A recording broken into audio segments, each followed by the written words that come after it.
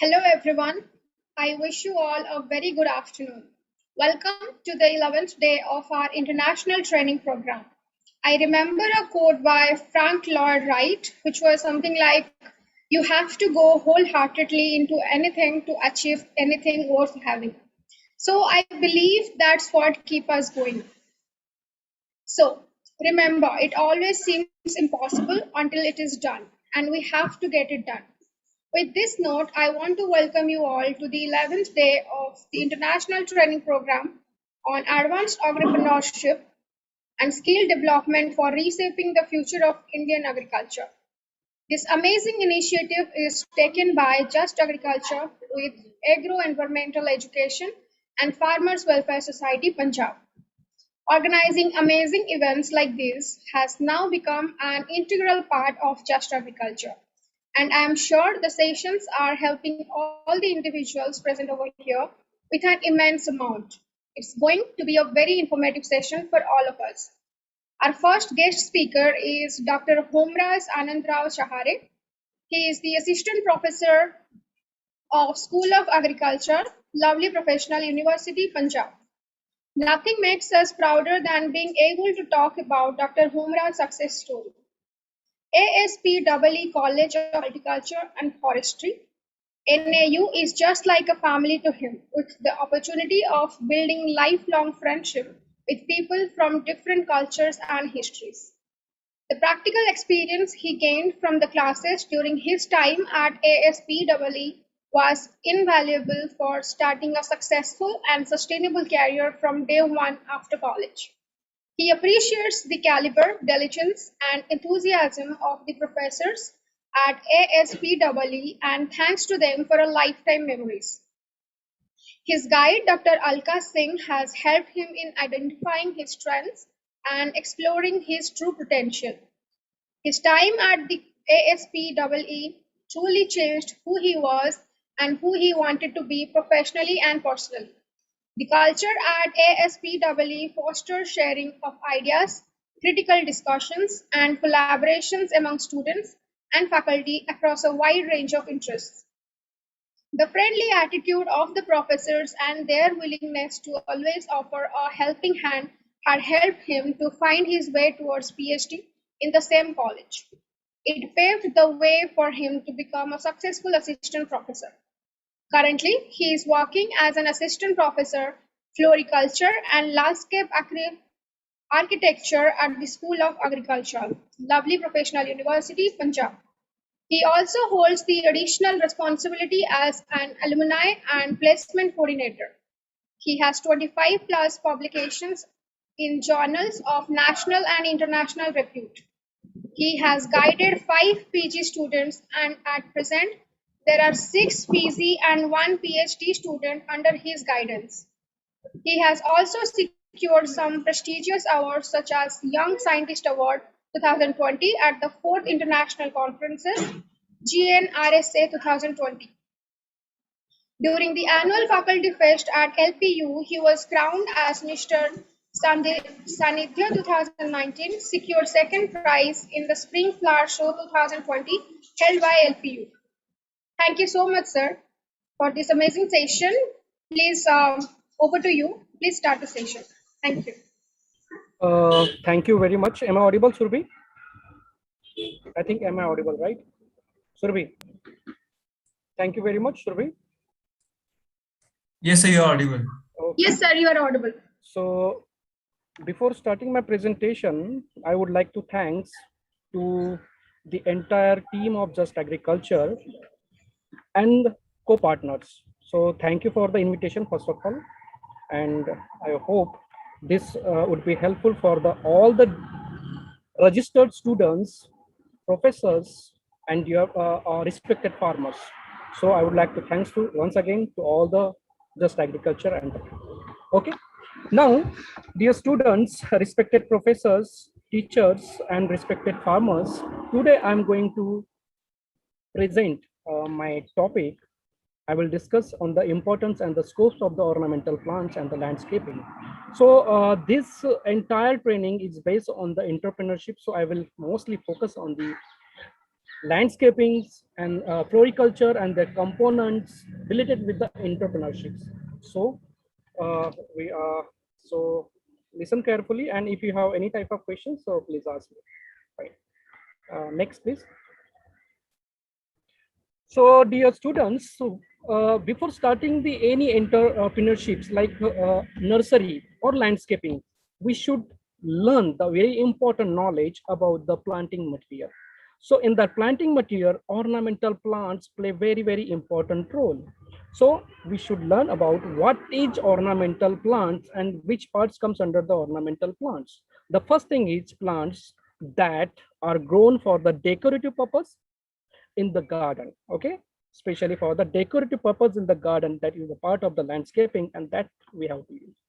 Another, landscape design projects. We have that many projects in India and abroad, many projects like our landscape projects for many parks, many children's parks, or urban landscaping, or you may say the hotel business and real estate business. We need the flowers, we need the garden plants, ornamental plants. So these are the decorative plants which for the beautifying the particular surrounding, we have to use this ornamental plants. So we have to learn about this. Is the very important knowledge, and we have to learn it.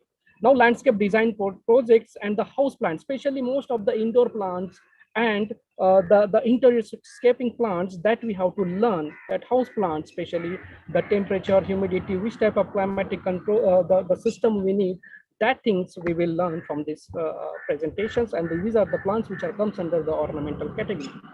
Now the specimen display, the particularly specimen plants that having the specific peculiar characters, special characters like the flower colors, having the very beautiful flowers, very, you know, the quality flowers, and the very large, it's having the huge demand in throughout the world. So these things we have to learn where is the demand, and that as per the demand we have to supply.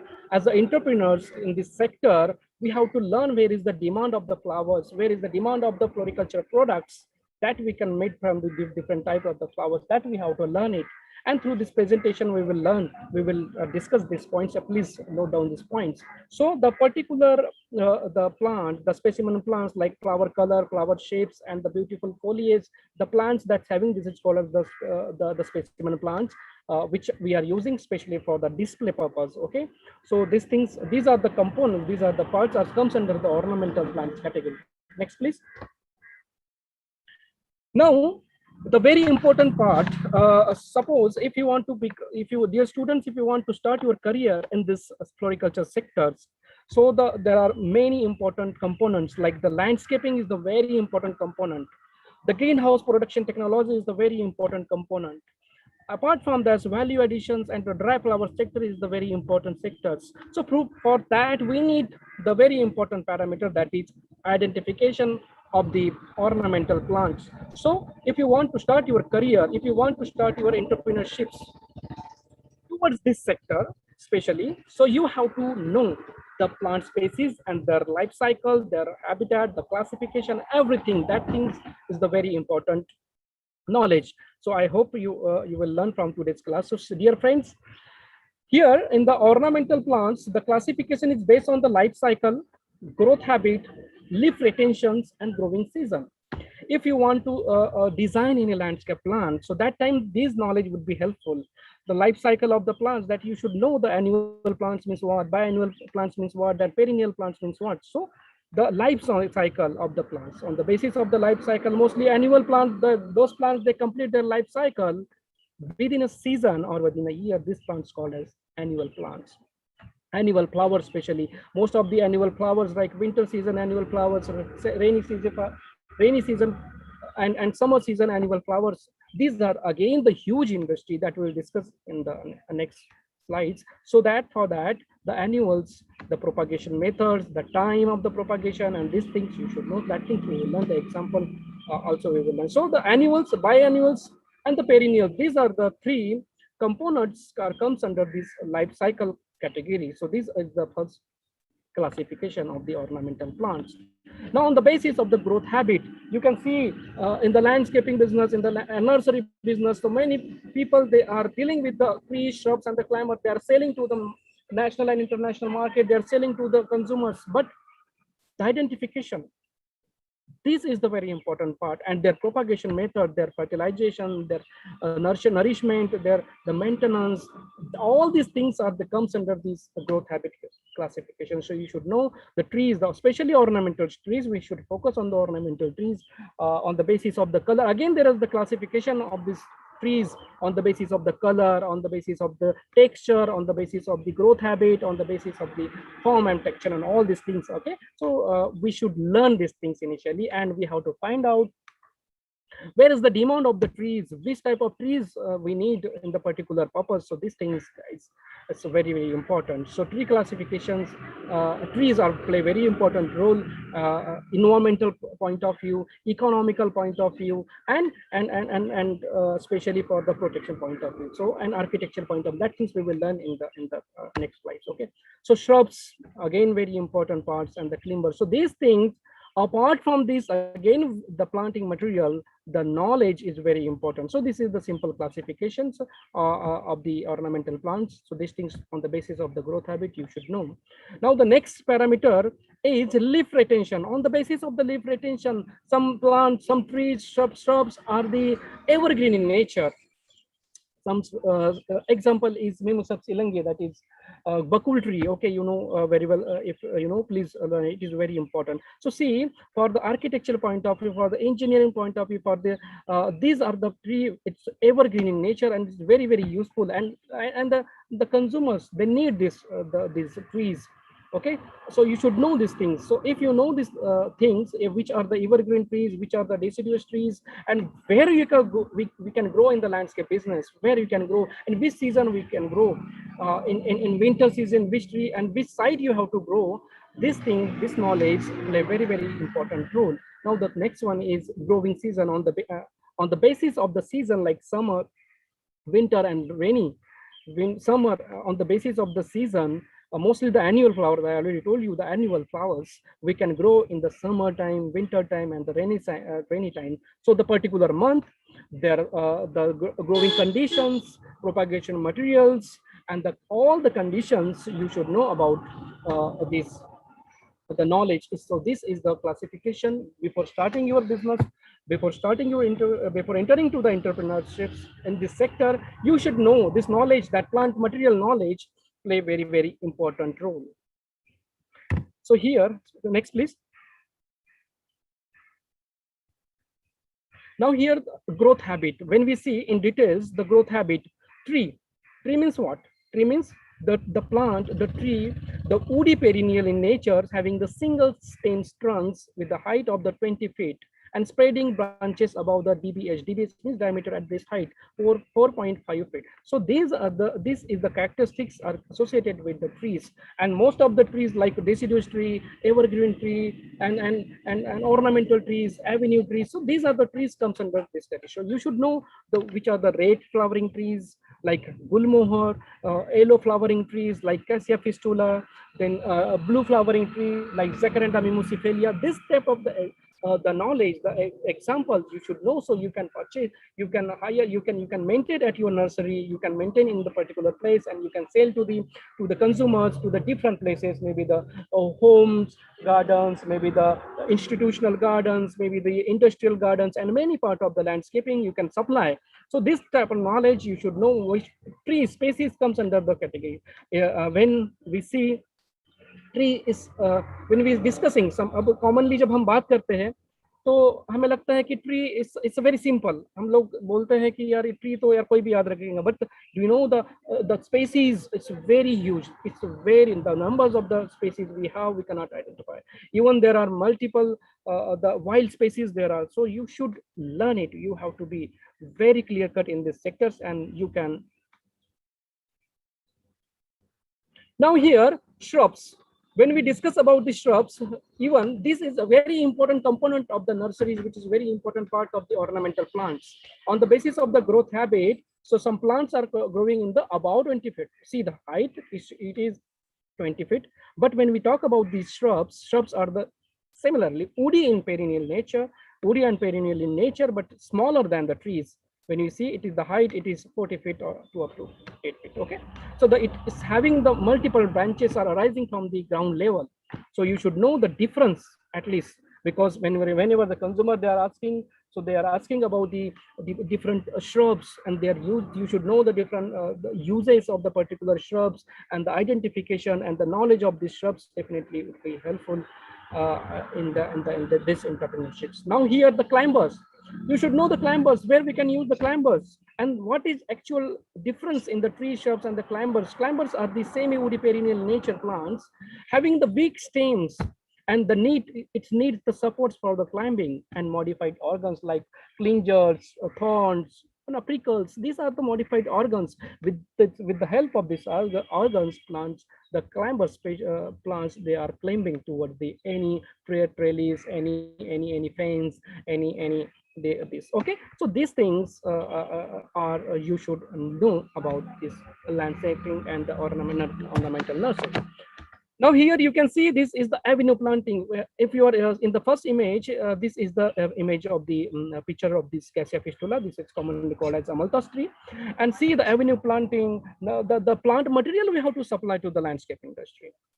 So you should know the propagation methods. You should know the characters, the colors that supply of this particular plant species at the particular time. So this is the very important knowledge that you should know. In the second image, in the second pictures, you should know this.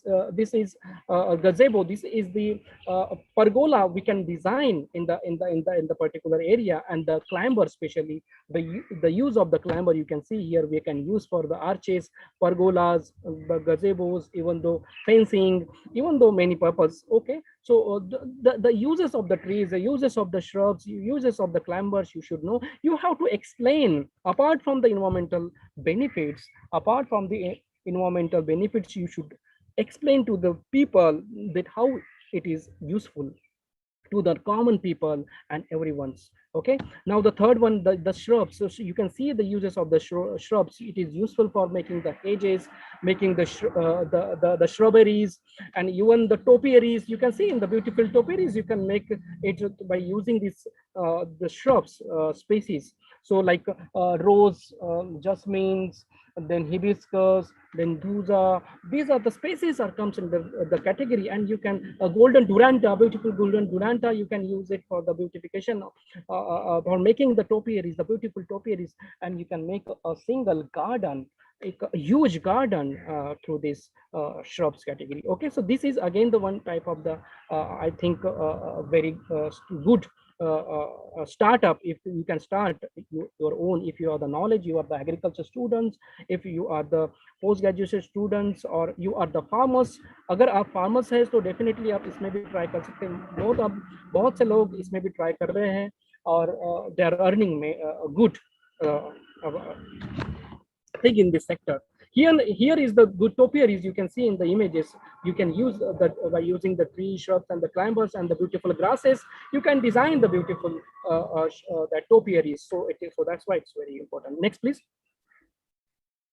Now on the basis of the life cycle. So see here the annual plants, the annual flowers, especially because I told you the huge sector is there. The plants completing their life cycle within 1 year or within the growing season. The example is mentioned over here: the marigold, chinia, and dianthus.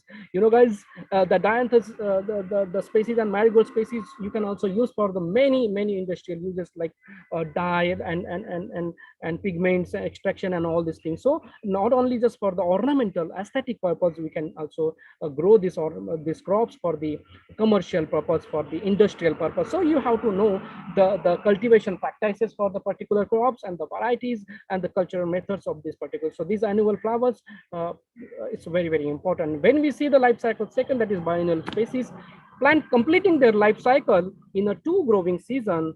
That first one is the vegetative growth, and the second one is the reproductive growth stage.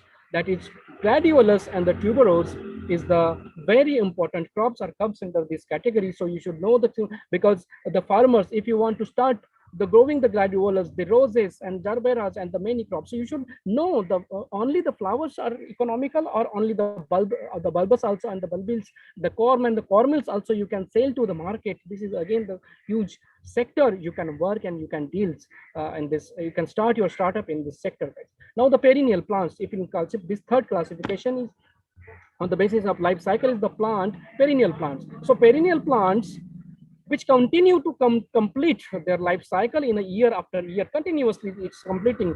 The example of this cycle, it's the perennial plants are the trees, shrubs, climbers, and jasmine and the roses and the gerbera are also comes under this perennial category. So you should know everyone about this. Okay. Now, so see, these are the annual flowers. This is the pansy, tuberose, the flowers, and the gladiolus and the petunia. These are the ornamental annuals and the biennials examples. You should know the examples, and you have to recommend to the farmers. So you can also start at your farm and you can start your small venture. Next, please. Now the growing season, on the basis of the growing season, we have the classification. I already told you the annual flower, especially because this is the huge sector, and the Punjab and Haryana, these are the sector, these are the states are the leading sectors, the crores of the business they are starting for the selling the seed only. अगर आपके farm में, आपके घर में farm है, if you want, you are ready to start this growing the seed business only, आप start कर सकते हैं definitely. Those the farmer, you can start your startup in this sectors. इसमें भी it's having the huge demand and huge supply, so you can supply it, and it's low cost. You need to identify the which species, which plants will grow in the which season. आपको पता होना चाहिए कोचिया को grow कब करना है, marigold when we have to grow, right? When we have to grow the petunia, phlox, and all these. These are the annual flowers, beautiful flowers. You can sell to seed only, not only if अगर आप plant बना के sell कर रहे हो, and if you are making the plants in the pots and poly bags, so definitely cost will increase. It is the one type of value addition. You can sell to the price, same single flowers, single plant to the 100 rupees, 150 rupees, and 200 rupees. So people are there earning. In the urban areas, it's having the huge demand. You can guide to the urban people. You can guide to the people regarding this. The awareness you can create, and you can create good. You can start your good startup in the sector, guys.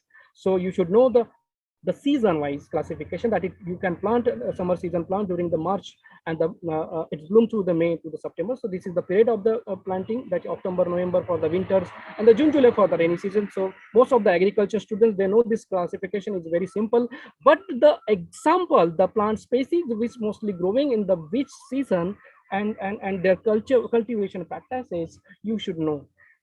Okay. So these things, guys, is very, very important. Now the leaf character, on the basis of the leaf characteristics, the retention time, retention period, like the tree species and the shrubs, like the plants that do not shed their leaves at any time of the year, that is the shade, windbreaks, and the specimens, that is called the evergreens. I already told you the example. Now here, deciduous species during winter time for the landscaping, the deciduous tree very helpful. Okay, so the benefits, the architectural benefits, the function, the economical benefits, and the environmental benefits, you should know. So then you have to talk this information with the consumers, and you can attract to the consumer. You can sell to the proper material to the consumer. So this is the thing we have to do. Now here, the deciduous plants that shed their leaves during the particular season of the year, in the winter or the summer deciduous time. So in the particular time, they will shed, like poplar, and we have the many species that like poplar and eucalyptus also. There are many species that they shed their leaves. So please, next. So these are the things, these knowledge are very, very important. Apart from these, not only we have to focus on the trees, shrubs, and the climbers only, you have to focus on all the parameter. अगर आपको अपनी nursery start करनी है, if you are looking to the new startup, you are looking to the new business, so you have to focus like this. Not only because every nursery they are focusing on the trees, shrubs, and the climbers, but you should additionally, you should be, if you are agriculture graduate, you are looking to the new venture, you are looking to the new startup, so you should learn about the additional product that you can add in your nursery, and you can add in your area. Okay, guys.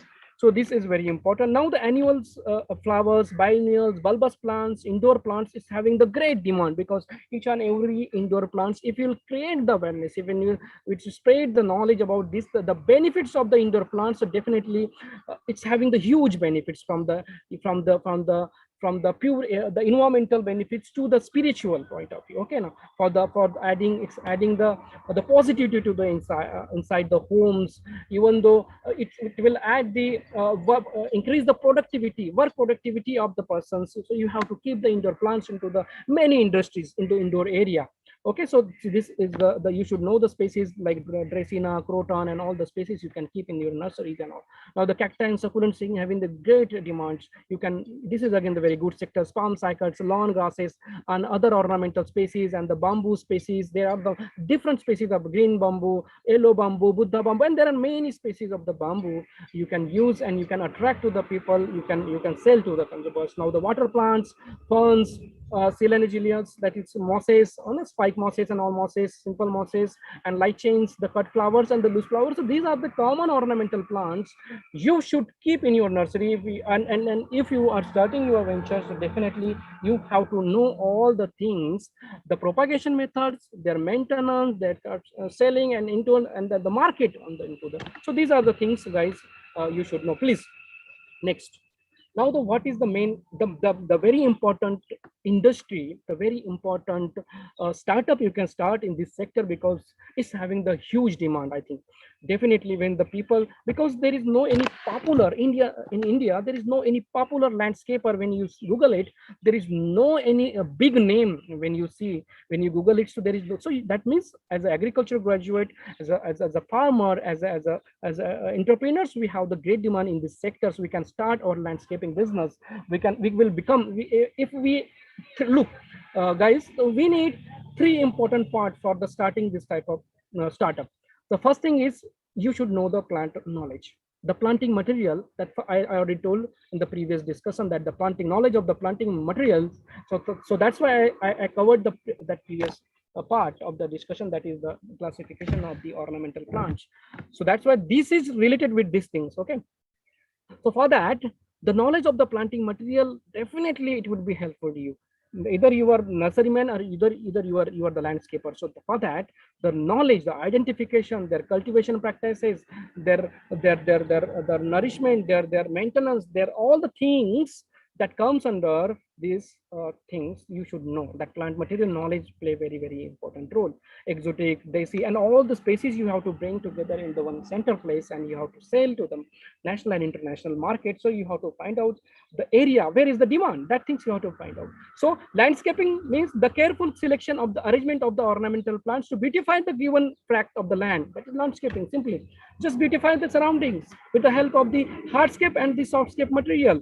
Okay, so hardscape means the most of the stones, statues, that and paving materials, and walking, that hut material we have to use for the designing. Softscape means the plant material that we have to use, that these things we have to combine together, and we have to beautify the surrounding. Yes, it's having the great knowledge. 10 to 20% the value of the land you can increase by this landscaping business only. So see, in the real estate business, it's having the great demand. It's having the huge demands for this sector. So landscape gardening.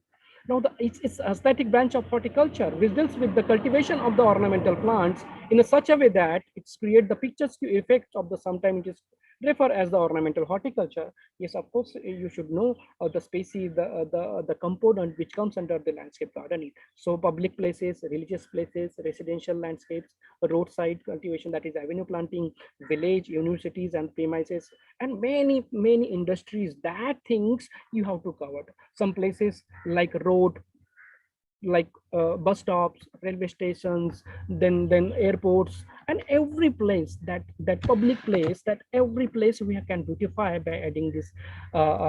We can beautify by the landscaping. Okay, so you can start your startup in the sectors. You can work very nicely, and you can earn the many things. You can earn the many.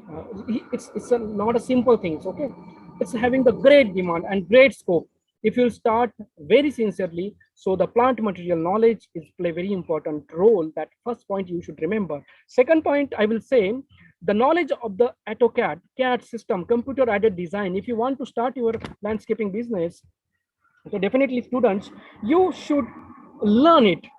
The computer aided software designing, the the software process, like you know, the AutoCAD, ArchiCAD, 3D Max, graphic design. These are the things were not related. We are not, as being agriculture students, as the agriculture graduates, we are not looking these things because this is not related with us. Okay, but of course, we like architecture people and civil engineer people, they are doing. We have to learn it. We have to learn the CAD, and we have to hire the architecture people and civil engineer people. It should be the base. Okay, so you can start your great startup, and you, definitely you can become a good landscaper, national level and international level. It's having the huge demand in India and abroad. बाहर भी जाके you can start your startup. You can work with the many industries, many companies, and you can start your career, and you can start your entrepreneurship in this sector, guys. So here, second things I told you, the knowledge about the CAD, computer aided design. So you should learn the design of the software, how to design paper drawing. You know, if you are the creative mind, that means you can design the paper drawing on the paper. But yes, of course, you have to learn professionally. Okay, because professionalism is very, so professionally you have to improve yourself. You have to design the very good 2D 3D models, 3D designs, and add the very nice functions and values to the particular design, and you can send immediately to the your customers. So these things you should learn. So second important point, that is knowledge, and it is available on online. You can learn the AutoCAD, ArchiCAD, and the 3D Max design, and you can start your career. So third important point I will say, if you are creative, your mind is very creative. If your mind is very creative and skillful, so definitely you can try this business, and you can earn much thing. You can hire the many people, and you can start your business. Most of the universities gardens, most of the hospitals, most of the public places, a formal and informal type garden, different type of historical places, you have to design, and you have to invite to the particularly to the public from the national and international levels. You can invite them, and you can invite, and you can take the charge from them. You can, okay, so this thing, through this way you can earn, you can start, even you can good start in this sector. So for that, three things I told you. The first thing is the plant material knowledge, second one is the AutoCAD knowledge, and third one is the skills, your creative mind. If you are very creative, definitely you can enter, because we need the landscape plan design, then again the AutoCAD design. That things also we have to learn, and you have to start your career. So the public places, these are the places you can see. So that's why this is the sector are very important. Remove the pollutants from the gases, from the, definitely this landscapings play very important role for the pollution. You know, in the urban areas, in the urban areas, city areas, there is much pollution we cannot see. Even the indoor area, आप अगर घर पे बैठे हो तो घर में भी आप देखो कि indoor pollution how is harmful. You cannot imagine this. The pollutant, that harmful gases is there, that pollutant you cannot see from your naked eye. So for that, the gases and that pollutant you can remove from the indoor plants. So that these things also beautify through the indoor scaping. You can add the very beautiful indoor climbers, indoor foliage plants, indoor flower plants, and you can keep, and you can beautify the surrounding, and you can improve the indoor air quality by adding these things. So this is the part of the landscaping. It may be involve the lawns, shrubs, trees, plants, flowers, structures, and seating arrangement, pools, rock, garden, trellis, and then align all these the components. Also this type of business you can start, like statue you can sell, bird baths you can sell, the seating arrangements you can sell, okay, the fountains you can sell. This is the huge business. Okay, we have in India, it's a huge demand, students and teachers and dear farmers. See, you can, this is I think it's a huge. Next please. Now these are the some popular Indian companies. They are looking to the landscapes, like Green Star Landscape Industries, and here the Jagtap Nursery, it is in the Pune landscape garden centers. You will get the all type of the planting material over here, and they are earning them like a lot of money. Means आप imagine नहीं कर सकते हैं आप इनमें कितना कमा सकते हैं. Okay, so dear student, if you want to start your career, you can start it definitely. And rocks in the roots in the it's a greenscape in the landscape industry, and Florence Flora is the floriculture company. They are looking to the supplying the ornamental plants like gerbera, roses, carnation, and many things. And they are providing the services. They are providing the consultancy to the farmers and to the retailers and the consumers. Okay, guys. So you can also start if you have the knowledge. If you have knowledge about the floriculture and landscaping, so definitely you can start your career in this sector for the providing the consultancy for maintaining or managing the particular part of this area. Definitely you have to learn it. You have to learn. You have to add the values. You have to contribute something if you have the knowledge. So you can start your startup in this setup of the greenhouse technology, cut flower sectors, value addition sectors, and the landscaping is the great sectors, I think. Please next, please.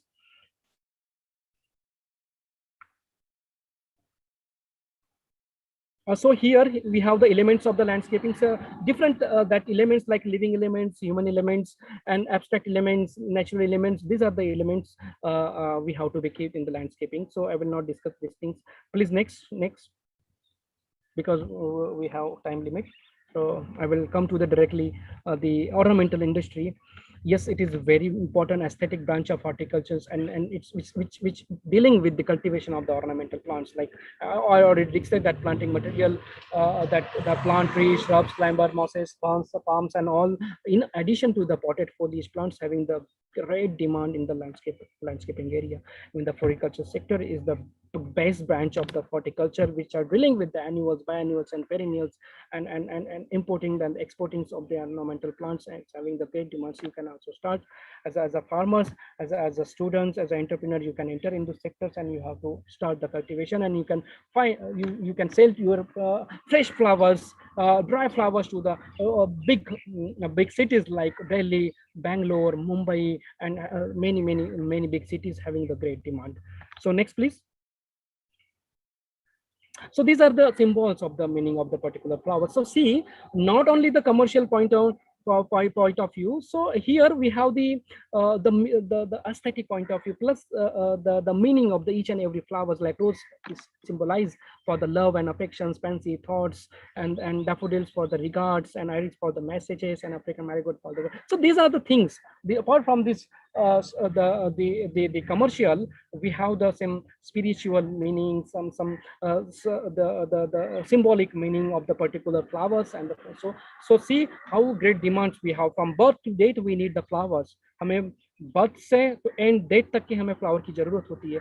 Even we are the very religious people all over the world. You can see we have the different religions, and we are worshipping toward the morning, evening, and all times. We need the flowers, garlands, and the many fresh flower, cut flowers, bouquets, and these are the valued products. You can also start your floristry shop in the particular. So this is again the very good industry. You can start your startup. Please next, please.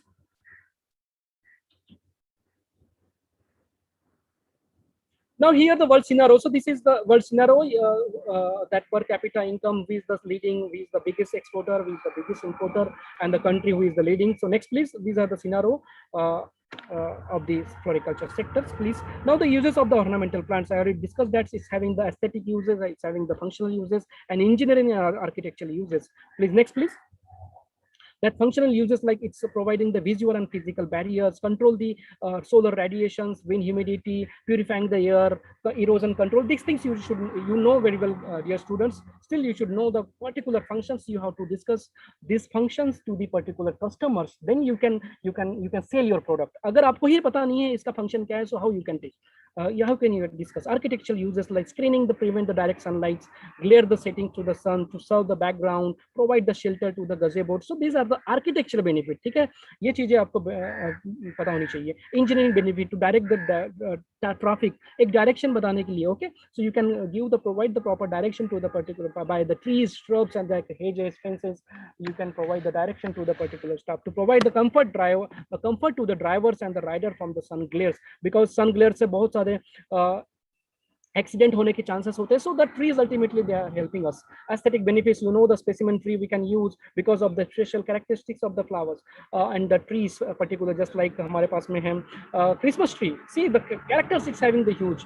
Or dalbarchi asi. So we have the difference. Okay, many species we have the shade trees, even the foundations, plantations, hedge, flowering, wind makers, welcoming, screening purpose. So these are the aesthetic benefits, the beautification to the surrounding. Now the importance for the ornamental plants as landscaping, economic importance we should know. We are selling to the landscapers, we are selling to the nurserymen, we are selling to the retailers, which are to the home garden and many industrial gardens, we are selling to the flower. So it's having the huge demands. You can start lifestyle importance and the environmental benefits. So these are the some benefits of these important ornamental plants. Please next. See here, increase the property of the house. I already told you that 10 to 20% value you can increase in the real estate business. Agar ek simple se back in line, if you'll grow the lawns, if you'll grow the palms, if you'll grow the trees and all, so you can increase the value of the lawn. So this is again the good business. Okay, so you can look accordingly. You can look the opportunities for this, or job opportunities for the sale entrepreneurships and the employment in these sectors. Or you can sell this, increase the tourism revenue. I already told you, you can design the particular place. Nowadays, the people, they are modifying the resort, they are modifying the particular area, and they are hiring, they are inviting the people for the particular place. Okay, so next please. So these are the economics. Environmental benefits, of course, you know very well, erosion control and some identity, reduce noise pollution, conservation of the natural resources like fossil, all this. These are the environmental benefits of these. Okay, please next please. Lifestyle importance. Here, the excellent physical exercise, healthy foods, and better environment for the learning, privacy, and the peace you can create through this type of the plant material. Okay, please next. Now the very important part for this presentations, the where you can start the employment through these sectors. So the cut flower sector, the first scope is the cut flower industry. Cut flower industry is the huge industry. You can sell the cut roses, gerberas, carnations, lilium, and all the very high value cut flower, fresh flower. Cut flower means what? And the loose flower means what? There's a difference between cut flower means the flower with the stem or the pedicels, and the loose flower means the flower without pedicels. So you have to categorize it.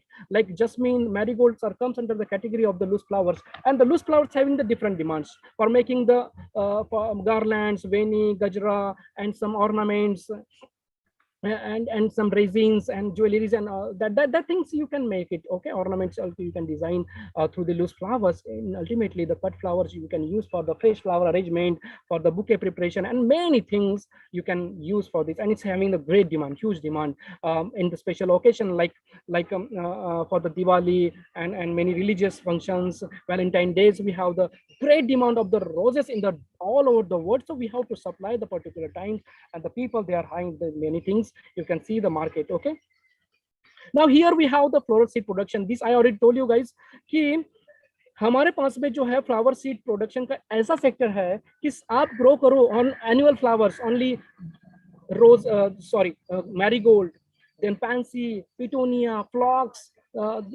होलीऑक्स, ऐसे जो flowers है, the people they are liking particular season, 2-3 month के crop होता है, हमें seeds grow करने हैं, हमें प्लांट्स डेवलप करना है, and we have to sell that polybags material to the our society. देखो कम समय में हम इसको इतना ज्यादा फोकस करके you can earn the money thing. Okay, many so this is the knowledge and we have to learn it. It is very easy to propagate, and even you can sell the seed. So this is in aesthetic beautification, bioaesthetic planning, and greenhouse cultivation is the huge industry. Floristry, you can start your floristry shop for the selling the bouquet, garlands, and fresh flower arrangement, bouquet arrangements, and all these things you can sell it, and you can.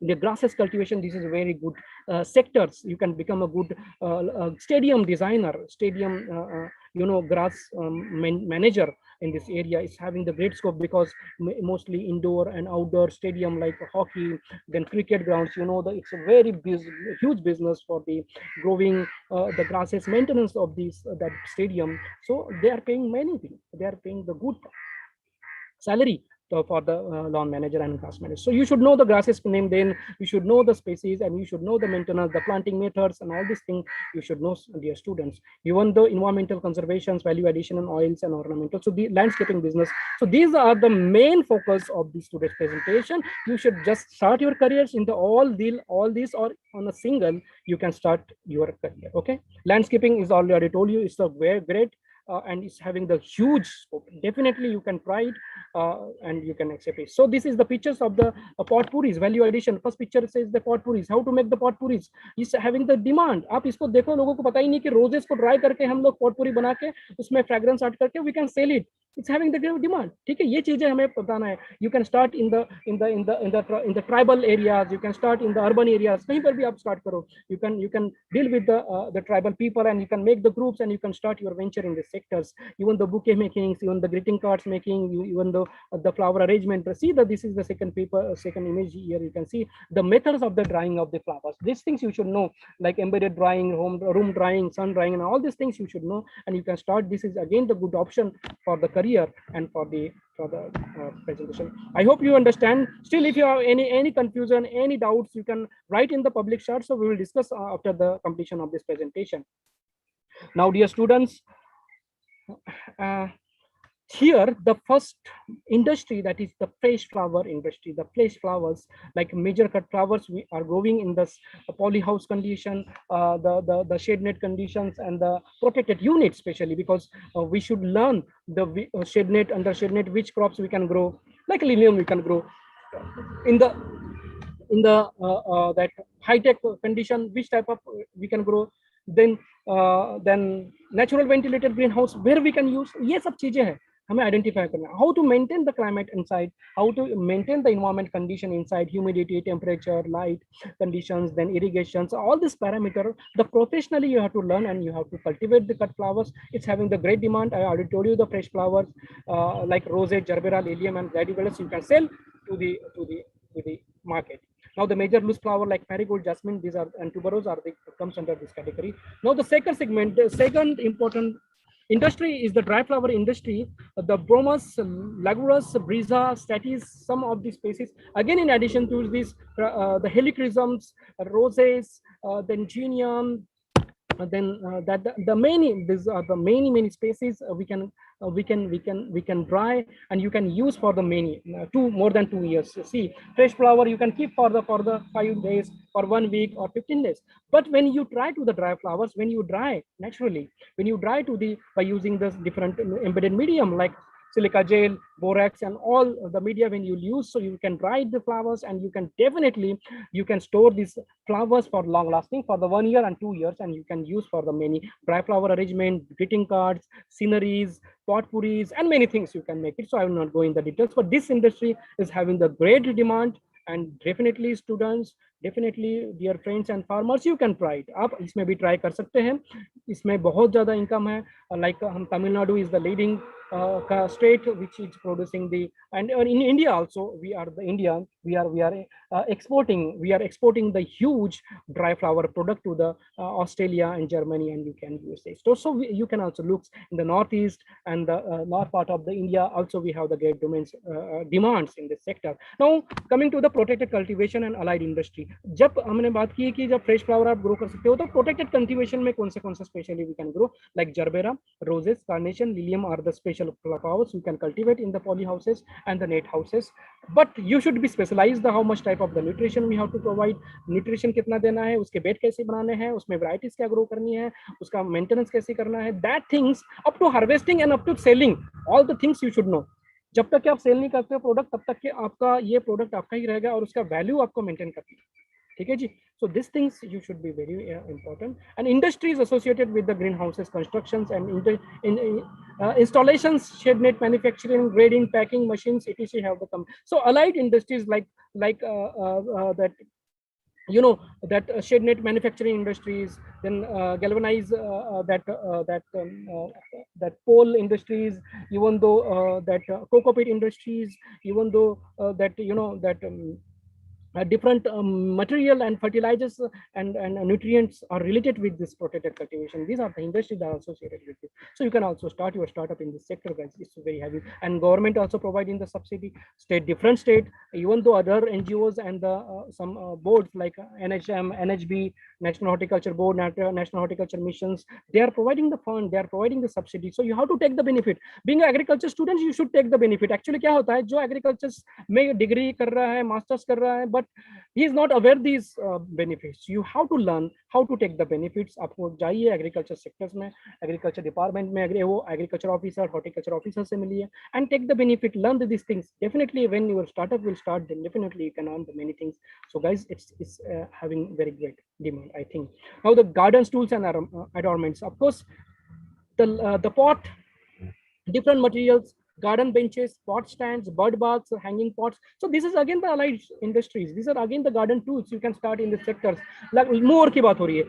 If there is a garden, so everybody needs the lawn mower. है ना, mower की भी इसमें different hand mower, then the mechanic, the devices, then again the bird bath, pots, stands, different type of pots, plastic pots, then earthen pots. Yeah, for bonsai we need the different type of pots. See that kalakari, these are the skills. If your mind is creative, so definitely you have to enter in this sector, guys. Now here the bonsai production, definitely this is again the very huge growing sectors. आप simply grow bonsai में बना के आप इसको 3,000, 5,000, 10,000, 25,000, 1 lakh, 2 lakhs ऐसे bonsai बना सकते हैं. Dwarf tree you have to make it, okay, by providing the training and pruning and providing the proper cultivation, cultural practices to this bonsai. You can make it, and there are different type of bonsai. I will not discuss because of the less time. It is a huge topic. So bonsai is the very important sectors. You can start your career in this sector, dear students. Next one, please. Now you can see in these pictures, first one in the second pictures, the roses are cultivating in the high, huge protected cultivation area. That is the high-tech polyhouses conditions. You have to maintain the temperature. You have to maintain the light. You can see in here the light condition. You can use the robotics in India because of the marginal. The most of the farmers are the marginal, so that's why it's not possible. And farmers not ready to adopt this thing. But yes, agriculture graduates, you can start your startup in this sector, and you can grow the good quality roses, good quality gerberas, good quality lyriums, good quality indoor plants like Dracaena, crotons, and many species that are useful. That gerberas you can see in the second picture, third pictures, and the harvested roses, harvested lilium, harvested gerbera, and many flowers, fresh flowers you can sell to the floristry, you can sell to the for making the different product of the flowers you can make it. So this is the industry, guys. It's, you can look into it, you can start your career, and definitely you can achieve in future. If you want more detailed information, you can call me, you can WhatsApp me, and you can also discuss after this presentation. So I will discuss in details. Okay. Now next, please. Here now the another industry, that is the value addition sectors. I already told you this is the nowadays the people they are attracting, because the first industry is the floral oil perfumery industries. Everybody nowadays in urban peoples, many people they are using the perfume industries, and the essential oils we are using for the in the lifestyles. Okay, now so it's having the great demand. Different the species we have to identify, we have to create we have to provide the different new the product in the market regarding this essential perfume industries, and the pharmaceutical industries, and that aromatic industries also having, it is related with the value additions. So the fragrant flowers containing the oils are extracted and used in the food, beverage, medicines, and the cosmetic and the perfumery industry. So dear students, definitely you should know about these are the species, and these are the things is applicable over here. Now the natural dyes and the colors, yes, from the different species, like many species like hibiscus, bixa, butia monosperma, and the many species you can also use for the synthetic colors and natural edible colors. You can use it, and you have to use as a food additive, biocolorants, and the food and the dye industry. So these are the materials, and these are the products you can use for the natural. So next, please.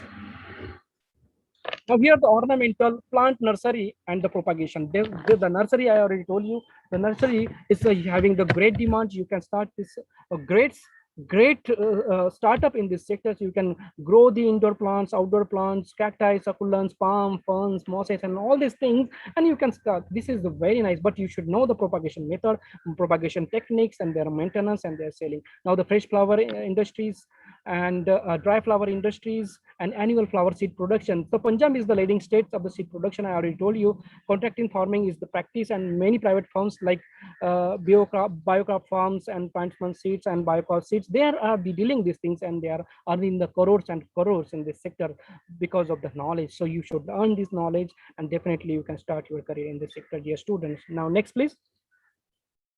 Biosphere planning, this is again the particular the special area. In this area, like Chandigarh city is the very beautifying city, so we have to give the our knowledge to the society for developing the beautifying the particular city, the perfect city, and we have to increase our mental health and our physical health. Please, next please.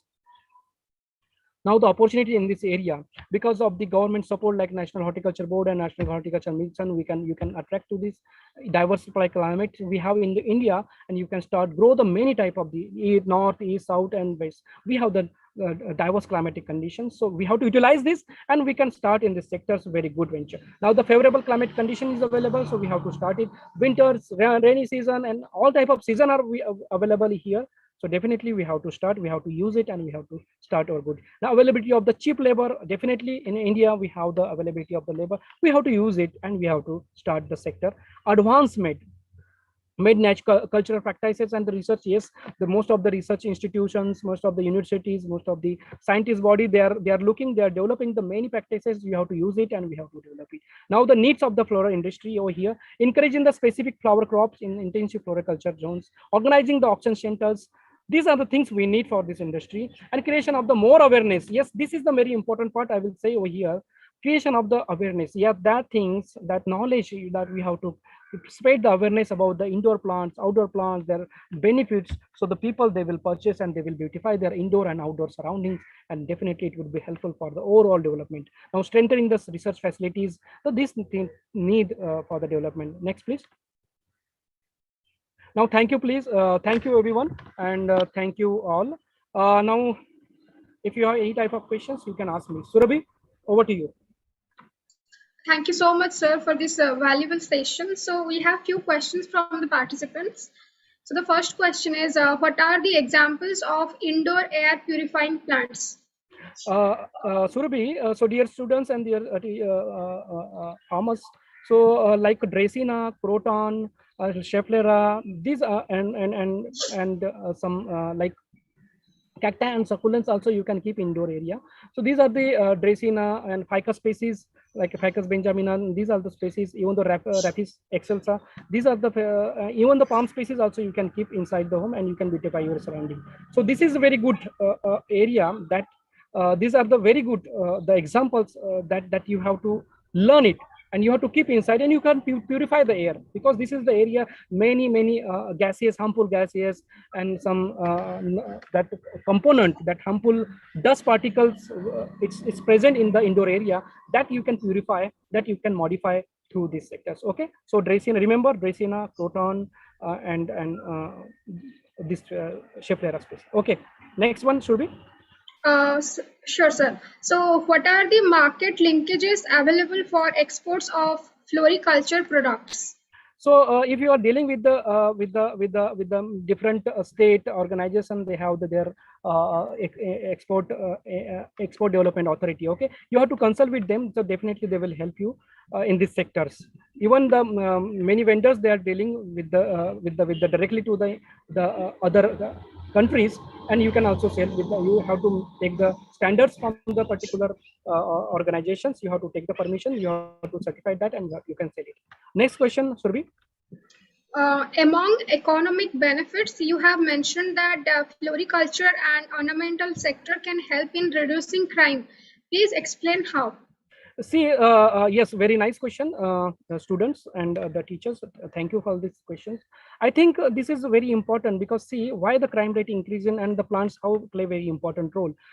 In the case studies, it's observed that if the trees, if you are growing in the many area, so there is less crime, because of the thinking level. If you don't have the good quality air, if there is no quality air for the respiration and all these things, so your mind is disturbed. It will be related with that stress directly, and if your mind will disturb. Okay, if you have the very quality pure air and the very greenery in your surroundings, so definitely your mind, that that thinking level, the thought process, it will be divert to the positivity against the negative. apart from the negativity. So that's why there is the reason. This is the case study that done in the, I think, in England. So they have studied in the sectors, those areas having the more populated with the trees, and those area having the less populated tree, having the less crime, and it's having the less crime. So this is the, I think, answer for that. Surabhi, over to you. Yes, sir. Can we dry all flower spaces for dry flower arrangements? No, we cannot dry all the species. Like some annual flowers is having the very life, very less shelf life. But yes, we have the many species like helichrysum, roses, and logger species, and the other species.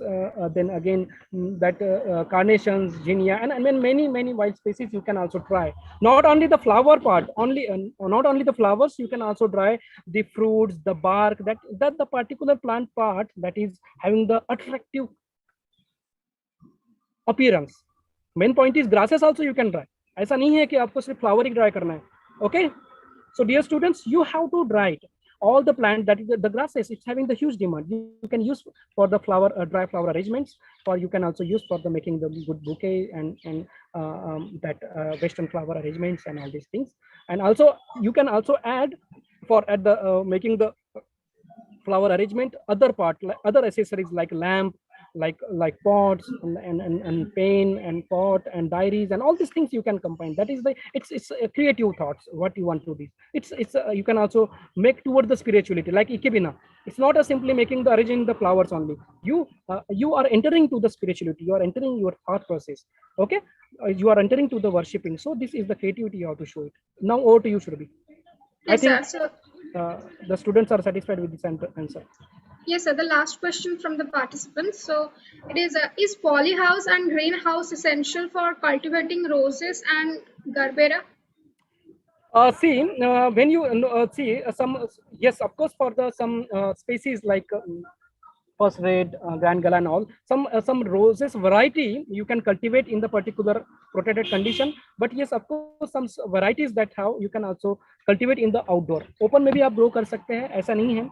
But that thing, the cultivation practice is different, and the spacing, the fertilizer propagations, and the selection of the varieties according you should take for the, especially for the roses. And yes, for the gerbera, mostly you should use that natural ventilated greenhouses, and sometimes the shade net also you can grow. But yes, of course, for the sometimes for the landscaping decoration, for some species you can grow it. But most of the time for the commercial and fresh quality, because we need the quality flowers, and we have to focus for the higher price. So according to for the highest price, अगर आपको ये industry start करनी है तो आपको price चाहिए, market price. If you want great demand in the price, so you should provide the quality of the flowers. So you have to start in the polyhouses and greenhouses. I think Yes, sir. One more left. Yes, yes. Yes, sir. So which plants are suitable for bonsai making in Indian climate? Yes, very good question. So most of the ficus species, most of the ficus bengalensis, yes, very good question, students. Yes, if you want more information for this, you can also call me. You can also WhatsApp me. So I will guide it in addition. Because not only the space is important, but the training and the pruning is the very important sector for this. Okay, training and the pruning, how to design it, different type of bonsai. Meme bonsai is there, small bonsai is there. Okay, now as per the different shapes that the bonsai is there, formal upright, informal upright, casket type, semi casket type, wind shapes type. ये हमें एक creative thought process देना है. अभी आपका कोई question है कि species ficus bengalensis, ficus religiosa, ficus benjaminum, and most of the fruit crops like आप ये मैंगो भी ले सकते हैं, सिट्रस स्पीसीज भी ले सकते हैं, पोमोग्रेनेट भी ले सकते हैं. This is also you can keep under this bonsai categories and you can design. It is India Chinese originated, and it is more popular in the Japan, and many people they are also hiring, they are also purchasing, and they are selling this bonsai very nicely, and it's a very great demands I think we have in this sector. Thank you. Surabhi, over to you now again. Yes, sir, we have covered all the questions. So thank you so much, sir, for this valuable session and for your valuable time. Thank you so much, sir. So before ending this session, I would like to thanks to the entire team of Just Agriculture and Surabhi and all the team. You are doing very good, and thank you very much for all the participants who patiently you have listened my session. And again, I'm telling you, if you have any type of doubts and any type of the questions in your mind, you can WhatsApp me, you can text me, and thank you very much. Thank you, sir. Thank you, team. Thank you so much, sir. Can I leave now? Yes, sir, sure. So our second guest speaker is Olarewaju Babatunde Emmanuel. Um, Babatunde is an agricultural extension expert with over 6 years of experience. He obtained his B Agriculture and Bachelor's in Agriculture and Masters of Philosophy in Agricultural Extension and Rural Sociology from Obafome University and a certificate in Agriculture Management program from Lagos Business School. His interests are in the food safety management systems, agricultural produce certifications, quality management systems, training, youth capacity building and development, gender equity, community-driven development projects. He is currently the lead strategist of Futux Agri-Consult Ltd, a private agricultural extension firm that provides support to smallholder farmers and aggregators to achieve certifications such as Global GAP Rainforest Alliance certification, UTZ, and Fair Trade Halal, amongst others. Babatunde had worked under different national and international projects with various organizations such as Actions Against Hunger, Palladium, Bill and Melinda Gates Foundation, SADC Research Center, IFAD, FGN, REGIC, Al Tayeb Trading Co. Limited, amongst others. He is licensed Global GAP Farm Assurer, Quality Management System, Global GAP Risk Assessment on Social Practice, and PECB ISO 22000 Lead Auditor. Thank you so much, sir, for joining the session. Over to you, sir. Thank you so much. Thank you for having me today. So thank you so much. Good evening, everybody. My name is Babatunde Olarewaju. And today I just want to, you've been doing a wonderful work. You've been attending webinars from 1st of August till now, which today is the 11th day. And today, you have several different speakers coming to you to give you different things and different presentation on agriculture, the technical side and the likes. But today I really want to speak about my agripreneurship story. Futux, I'm the founder of Futux Agri-Consult, which is a private extension service firm. What we do is that we provide training to smallholder farmers in Nigeria, and we also provide certification support and the likes. So today I'll be talking about my story, and also today I'll be, bringing out some technical skills that you need to develop on this your agripreneurship journey, and I will also be highlighting some of the challenges that you should expect and potential solutions, because this agripreneurship journey has a lot of problems, solutions, and I will be concluding. So the first one is my story, which is working with smallholder farmers, but is what is Futux? Because before I talk about my story, you like, what does Futux does? So Futux is a private extension organization that works with smallholder farmers, and we're looking at different value chain. So what we basically do is that we develop contract farming scheme for exporters. We develop, also work with insurance company that provide agricultural policies to farmers, because we identify that insurance company actually do not have the technical competence. Many of them do not have the technical competence to develop agricultural insurance policy. So we provide technical assistance to them. And we also work with training of farmers and on some GAP, which is GAP means GAP, good agricultural practices. So we train farmers on some of the good agricultural practices that is expected for them from their pre-planting operation, planting operation, post-planting operation, the distribution to the end user. And also we also support certification implementation, like HACCP, which means hazard analysis and critical control point for those in the food processing industry. We also support for Grain Forest Alliance, or U2Z, but now it's called UEBT/RA and also RA 2020 program, which is Rainforest Alliance certification. And UEBT means Union for Ethical Biotrade. These are more of certification for export market, especially the Europe market. And also the fair trade certification, basically for cocoa and some tree crops. We also provide the water stewardship. We also have what we call FSC, which is Forest Stewardship Council, which is for products such as for wood and wood products. Now, when you are exporting charcoal, there are some companies that always ask for FSC, which is a Forest Stewardship Council. So we provide this technical support for our clients, especially when those are actually looking into export market and they're looking for premium market in the EU, US market, and Canada market.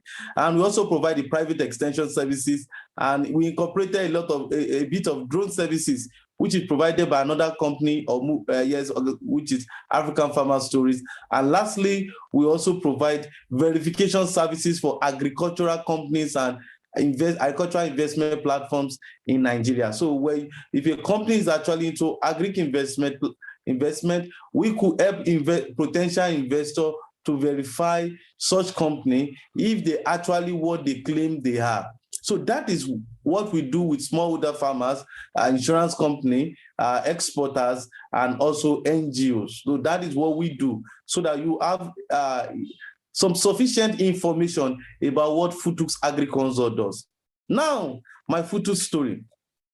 One key thing about my Futux story is that Futux was created not so long, about 4 years ago. It will be 4 by October 2021.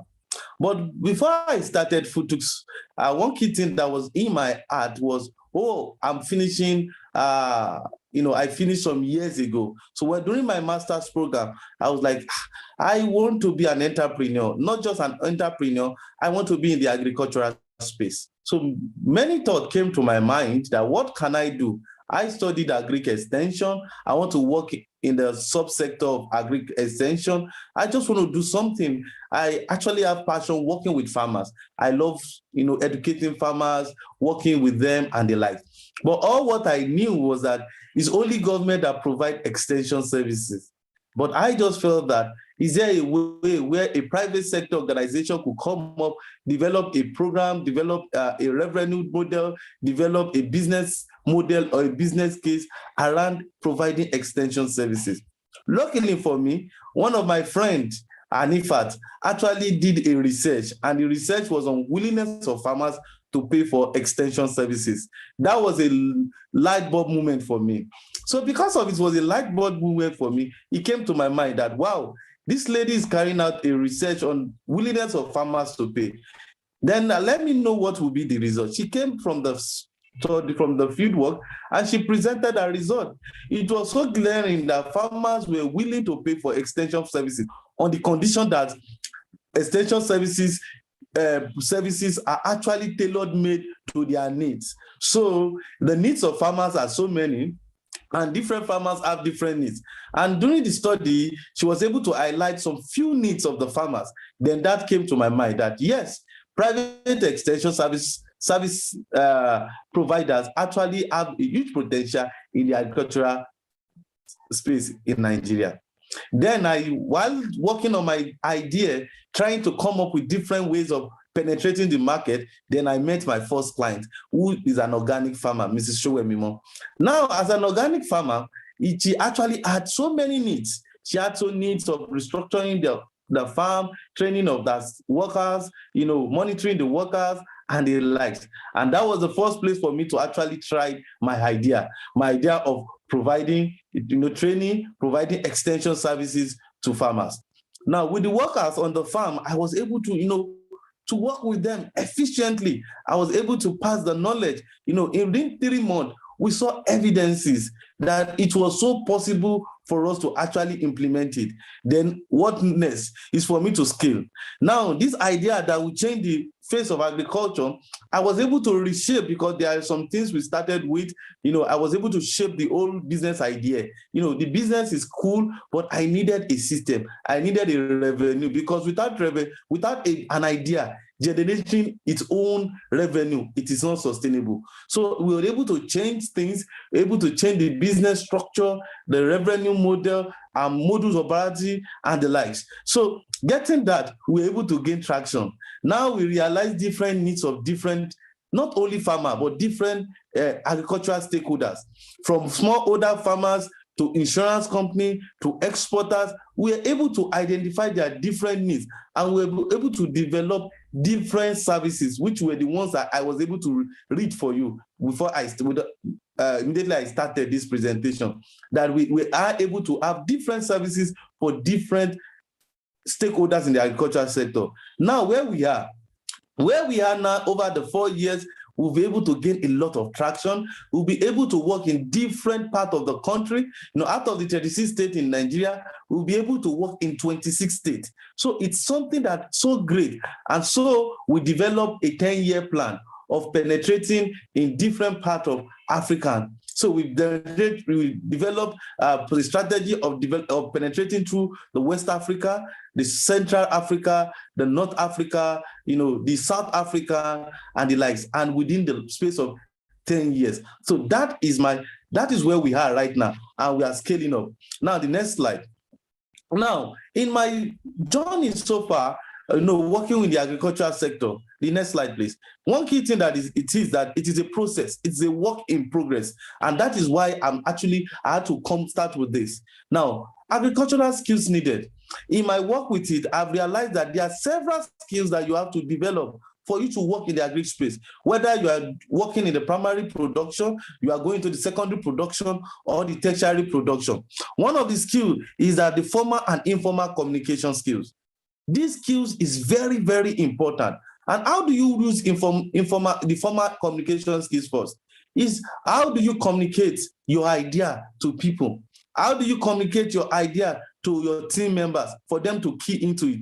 How do you communicate your idea to your clients, your potential client? How do you communicate it? This communication skill must be developed. The informal skill. How do you communicate? How do you transfer knowledge to even the farmers? How do you transfer knowledge to different clients that you have? These things, you need to develop it, and it's very, very key for your business. The second one is soft skills. There are soft skills that you need to know right now. One of the soft skills is time management. Working with clients, you get to understand that time is very key, especially when you are working in service. The service area, the service sector. The service sector in the agricultural space, your client pays you for your time. You hear something like, how much do you earn per day? Your per day could be 8 hours per day. It could be 6 hours per day, but your client pays you per day. So because of they pay you per day, you need to know how to manage that 6 hours, 8 hours efficiently. If you don't know how to manage that 8 hours, that 12 hours efficiently, that would be a big problem.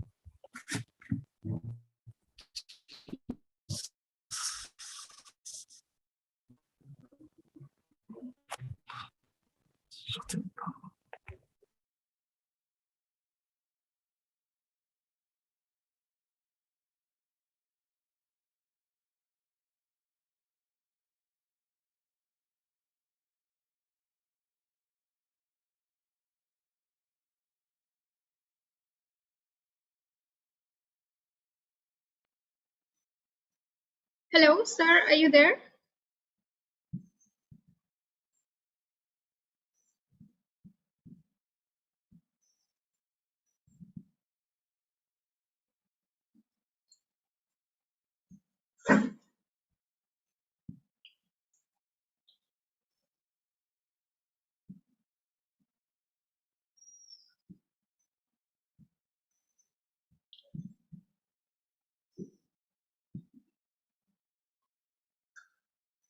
I guess there must be some network issues. By the time sir rejoins, let me tell something about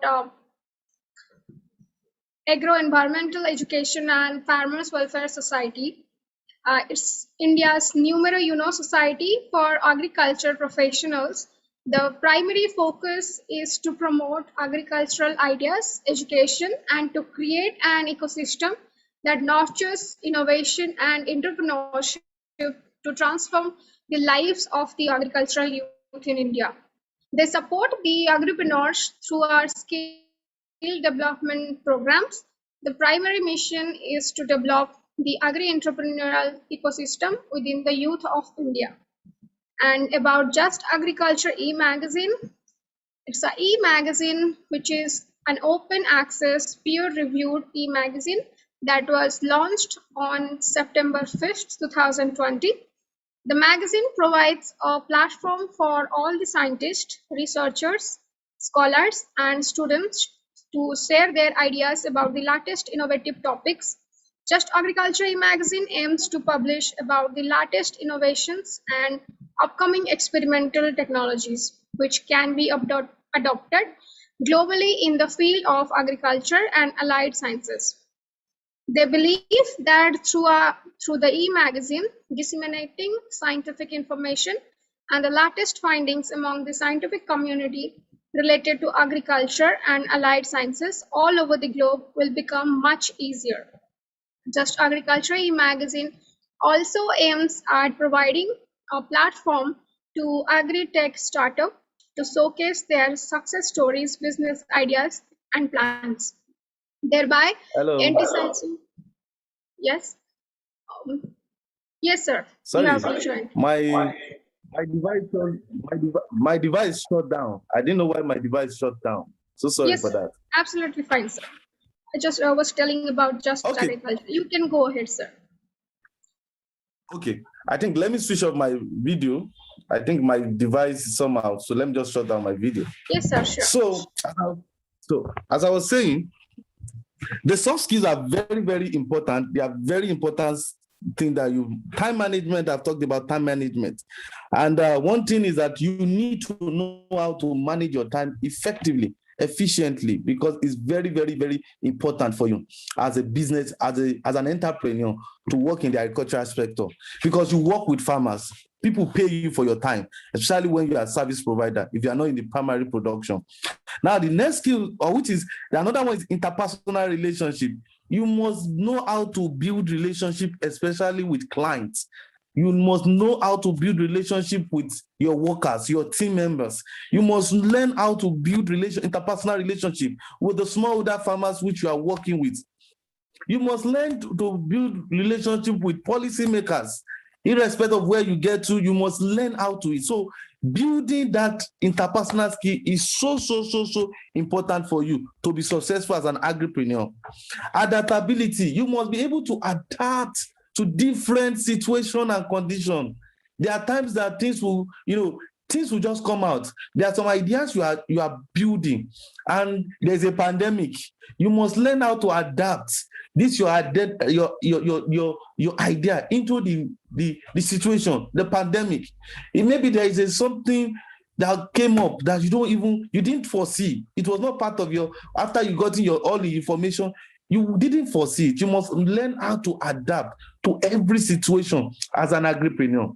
The next skill is financial literacy. See, this cannot be overemphasized. Everything about an agripreneur, this thing it actually is the rock of the survival of your business. A business without enough funding will fail. A business without enough funding cannot scale up. A business without enough funding cannot become big business. And that is why you need these skills. How to raise fund or capital for your idea. You have a fantastic idea, but how do you raise fund for it? Are you looking for grant? Are you looking for pre-seed? Are you looking for venture capitalists or angel investor? How do you approach them? How do you package your idea that makes a business sense?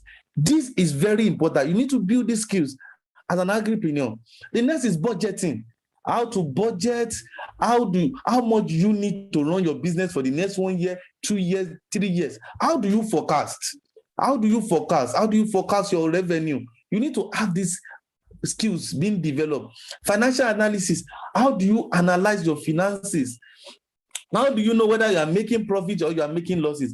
How do you even know that whether you are going to break even in the next 5 years or 10 years for your idea?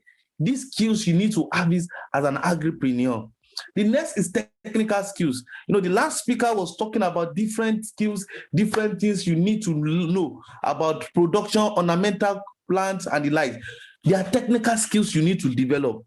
There are technical skills. If you're an agronomist, there is an agronomy skills that you need to develop. A crop protectionist, you need that technical skill. Also, for machine learning, you need it. You need to know it. Data mining analysis, you need to know it. Robotics, there are several technical skills depending on your area of interest, your passion. So you need to learn those technical skills. And that is very key for you, especially if you are just starting new. But when you are starting new and you don't have these skills, you need to bring people together that have these skills in sufficient amount. That lead me into organization skills. See, you have business, you have idea, you want to build a business. But if you cannot build a team, if you cannot identify the right team, such business will not grow. The quality of your team actually is the quality of your business. People will see your business as, wow, this organization, they have competent people, they are very good. It's because of the quality of people you have on your team. So having the right team is very key. Knowing how to get the right team is very key. Making sure that there is team bonding is key for the survival of your business or your idea as an agripreneur. And human resource management, you need to have it. What will keep your team? What will make you have team members that will stay long in your organization? You need to have it. So how to manage the resources in terms of human resources, your financial resources, infrastructure, all those resources, you need it for the business to grow. And lastly, technological skills, ICT, different ICT skills that is related to what you are doing. So if you are into primary production, there are technological skills you need to have, like record keeping. You have software where you use to monitor what you use to monitor for your records. Are you doing IoT? Maybe you are doing Internet of Things. You need those technological skills to operate this software. This is very, very important for you as an agripreneur. So the next slide, I want to go to challenges to expert. You've built the skills, you've understood those skills that are very important. The next slide is challenges to expect. One of the first major challenge, please, next slide, please. The first major challenge is is customer acquisition and retention. See, a business that does not have customer cannot survive. No matter how good your ideas are, if there is nobody that is buying it, then something is wrong with the idea. Whether it's not meeting a need, or you are not pitching, or people don't see it, do not perceive it as valuable, or people perceive it as too expensive. When you don't have your idea,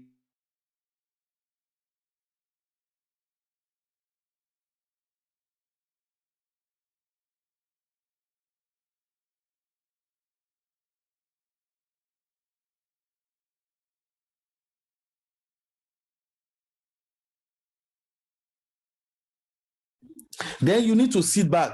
When people are not, getting your idea, then you need to sit back, rethink of your businesses. So customer acquisition, number of customers you can acquire that can buy, that can afford your idea, that can buy your services or your product at a price that will be profitable, that will make your business sustainable. You need to have them. And you must develop strategy to retain them. So this is a big challenge.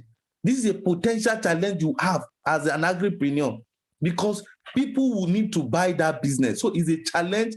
There's a cost to customer acquisition and retention. The next challenge to expect is finding the right team. There are many people that want to work.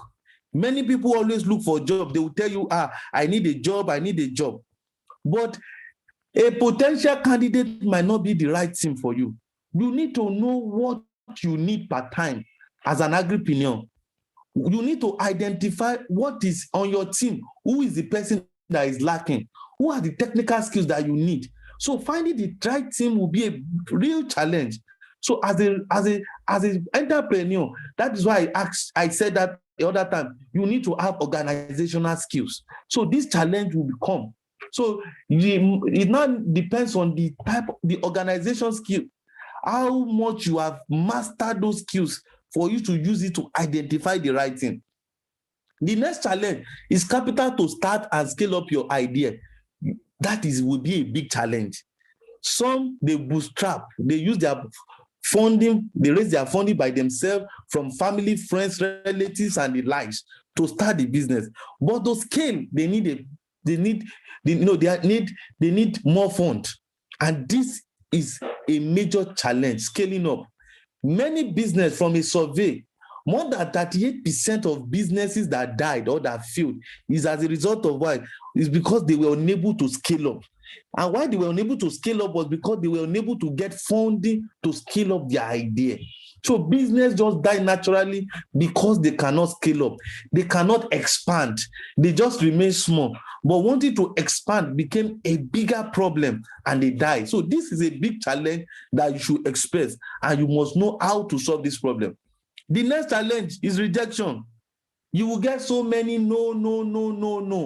You will write grants. They will tell you no. You will write to enter an incubation program. They will give you no. You will write to clients. You will submit proposals to get project. They will say no. You will market your product. They will say no. Because of what? Rejection is just part of it. So it's a major challenge.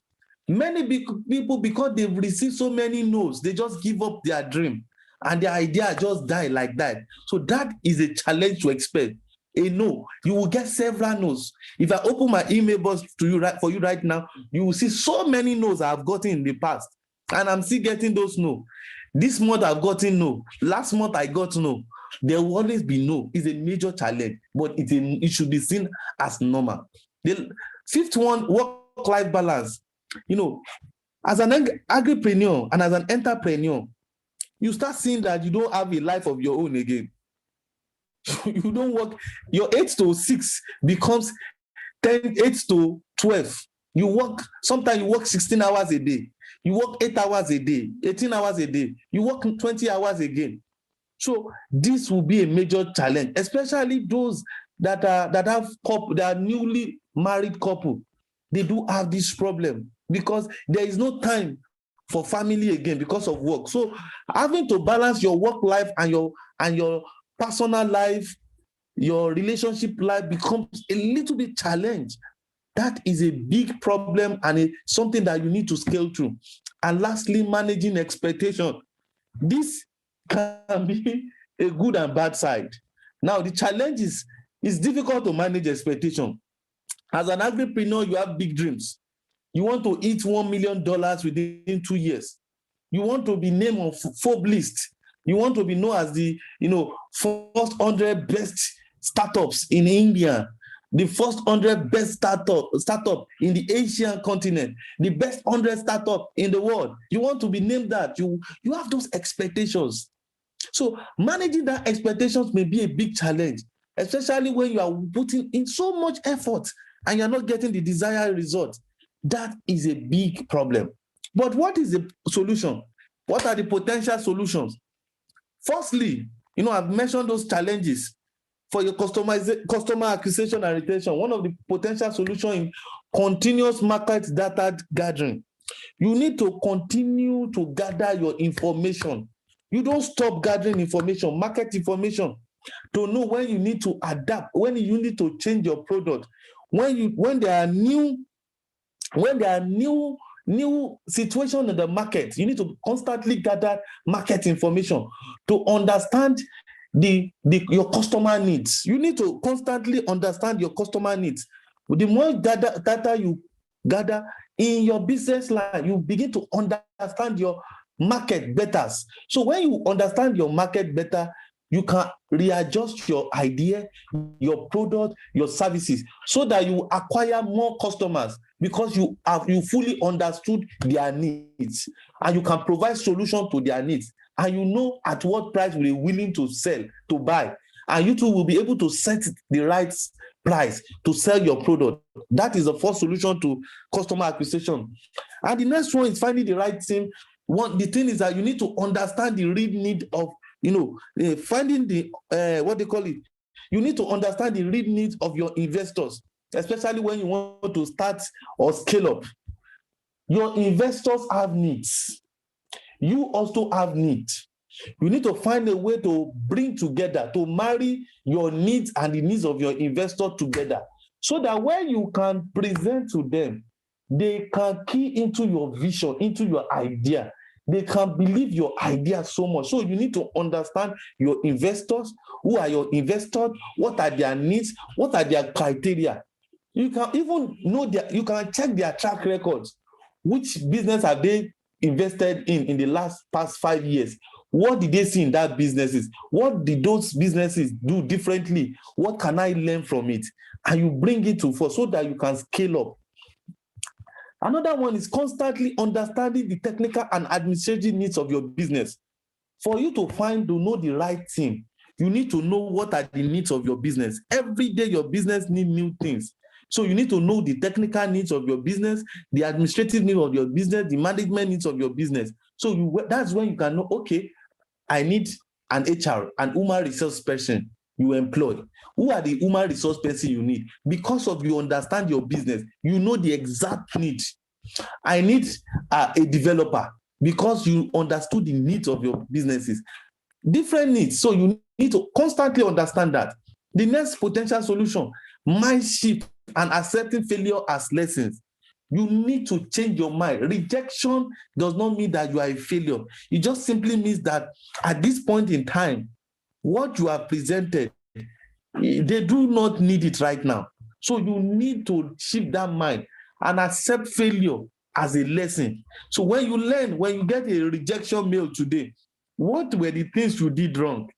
How can you learn from those lessons? And how can you better approach this situation when that situation happens in the future? You need to learn that there must be a mind shift, that when they say no to you, it is not a failure, rather you have to learn from it. Adaptability, you need to learn how to adapt to every situation. Failure is not, you just adapt. You need to adapt, especially for your work-life balance. You need to learn how to adapt this life, when to work, when you need to have your personal life. And lastly, periodic retreat. You need to learn, when you have worked so much, there are sometimes you just need to retreat yourself. Go to a place where you can evaluate all what you have done. You could retreat with your team members. It's very good for you. So you go there, you retreat. It helps you to manage your expectations. Okay, these are our expectations, how we were not able to achieve it. So when you go for retreat, you get refreshed, you get new ideas, you get new insights. You know how best to approach this in the next phase of it, and that is very key for you. In conclusion, one thing you should learn is that this is actually a journey. This business life is a journey. Nobody knows the end. It's not, all our end is that when we put in more effort, we'll achieve great results. So it is a journey. And these journeys are very different. I've told you my own journey so far, my story, and you've learned one or two things from it. And that is so key from us. And from what you've learned from it, you can always adapt it to your own situation. How can I bring these lessons to me? So you constantly learn from others, and this is a platform where we can share our journey. You can be an incubation center where you can learn from different entrepreneurs, their situations or the challenges they are facing, and how they've learned to learn from it. So you need to have a group of entrepreneurs where you can share your stories together and help yourself, encourage yourself, build confidence, and face the market with more energy, better strategy, and you get great results. Refresher courses to improve your skills are very important. The more you work in this entrepreneur's journey, as the founder or co-founder, when you identify that there is a particular management skills which you don't have, go for refresher courses. Go for these courses. Take some refresher courses online, refresh yourself, have a better insight. If you don't have team management skills, go online, get some videos, watch how to build team building, how to bond, how team can bond, how you can be a better leader. Learn it from online courses. The video, you will really learn. So refresher courses, learning should be a constant thing for you as an agripreneur. You must learn every day. Don't stop learning. Always learn. Be willing to learn. Now, this is a platform where you are learning also. Be open enough to learn. Ask questions. You see, don't be shy to ask questions. Ask any question. No matter you feel how the question may look like, ask. There will be somebody there that will be able to answer your question well. Challenges should be seen as area of opportunity to be explored as business. See, your challenges, see it as an area where if you can solve it, it becomes an area of your strength. It will help you to boost your business. So those challenges I mentioned, see it as an area for you to explore. Try to solve it. So because when you solve it, it matters a lot in your business. And don't forget, there is no businessman that doesn't have challenges. No agripreneur that does not have challenges. But as challenges come, you devise different means to solve it. You solve it critically. Look at it holistically. It's a system thinking. Don't just think the problem as a small problem, but see the problem from beginning to the end. If I solve it, what other problem will arise? Okay, it must be a system thinking, system thinking approach to solve any problem. And lastly, there are many other solutions that can be deployed to solve identified challenges. All the potential solutions I've mentioned, these are not limited. They are unlimited other solutions that you can explore. You explore different solutions and, for you to get, different results. So you must always have your think tank. You must have your team. When you have your challenges, come together, work together. This agri-business is a journey. You need to run with people. You need to build people. And when you build people, these people help you, encourage you, motivate you to go further. And one thing is this, don't forget the place of mentorship. Seek mentorship. Have a mentor as an agripreneur. Have a mentor. When you have a mentor, you stand on their shoulders. You don't start from scratch. Rather, you stand on their shoulders. And when you stand on their shoulder, you'll be able to see farther than what you can see. In the shoulders of mentors, you can see inside. But when you are having mentors, have mentors that can guide you, that is in line with your business. So thank you so much for listening. I thank you so much. And thank you. Any questions? Thank you so much, sir, for this valuable session. So we have few questions. The first is, from where this idea of starting this venture came? I didn't get that. Sorry, sir? You said, well, please repeat yourself. Repeat yourself. Yes, sir. So the question is, from where this idea of starting this venture came? Okay, the idea of my venture actually came from my friend Anifa during my master's program in the university when I was doing my college. And it was all because I just wanted to I was studying agric extension, and then it's the government that actually do private agric extension. Any extension is by the government. So I wanted to do something different. I want to do, something great. So that was why I actually was thinking. Then my friend actually did a research on willingness of farmers to pay for private extension. So because of that, I just clicked into it. When I saw the result of what she got, it was farmers are willing to pay for private extension. So that was where the idea came. That yes, I could actually offer private extension to farmers and they'll be willing to pay for our services. So that was where the idea came from.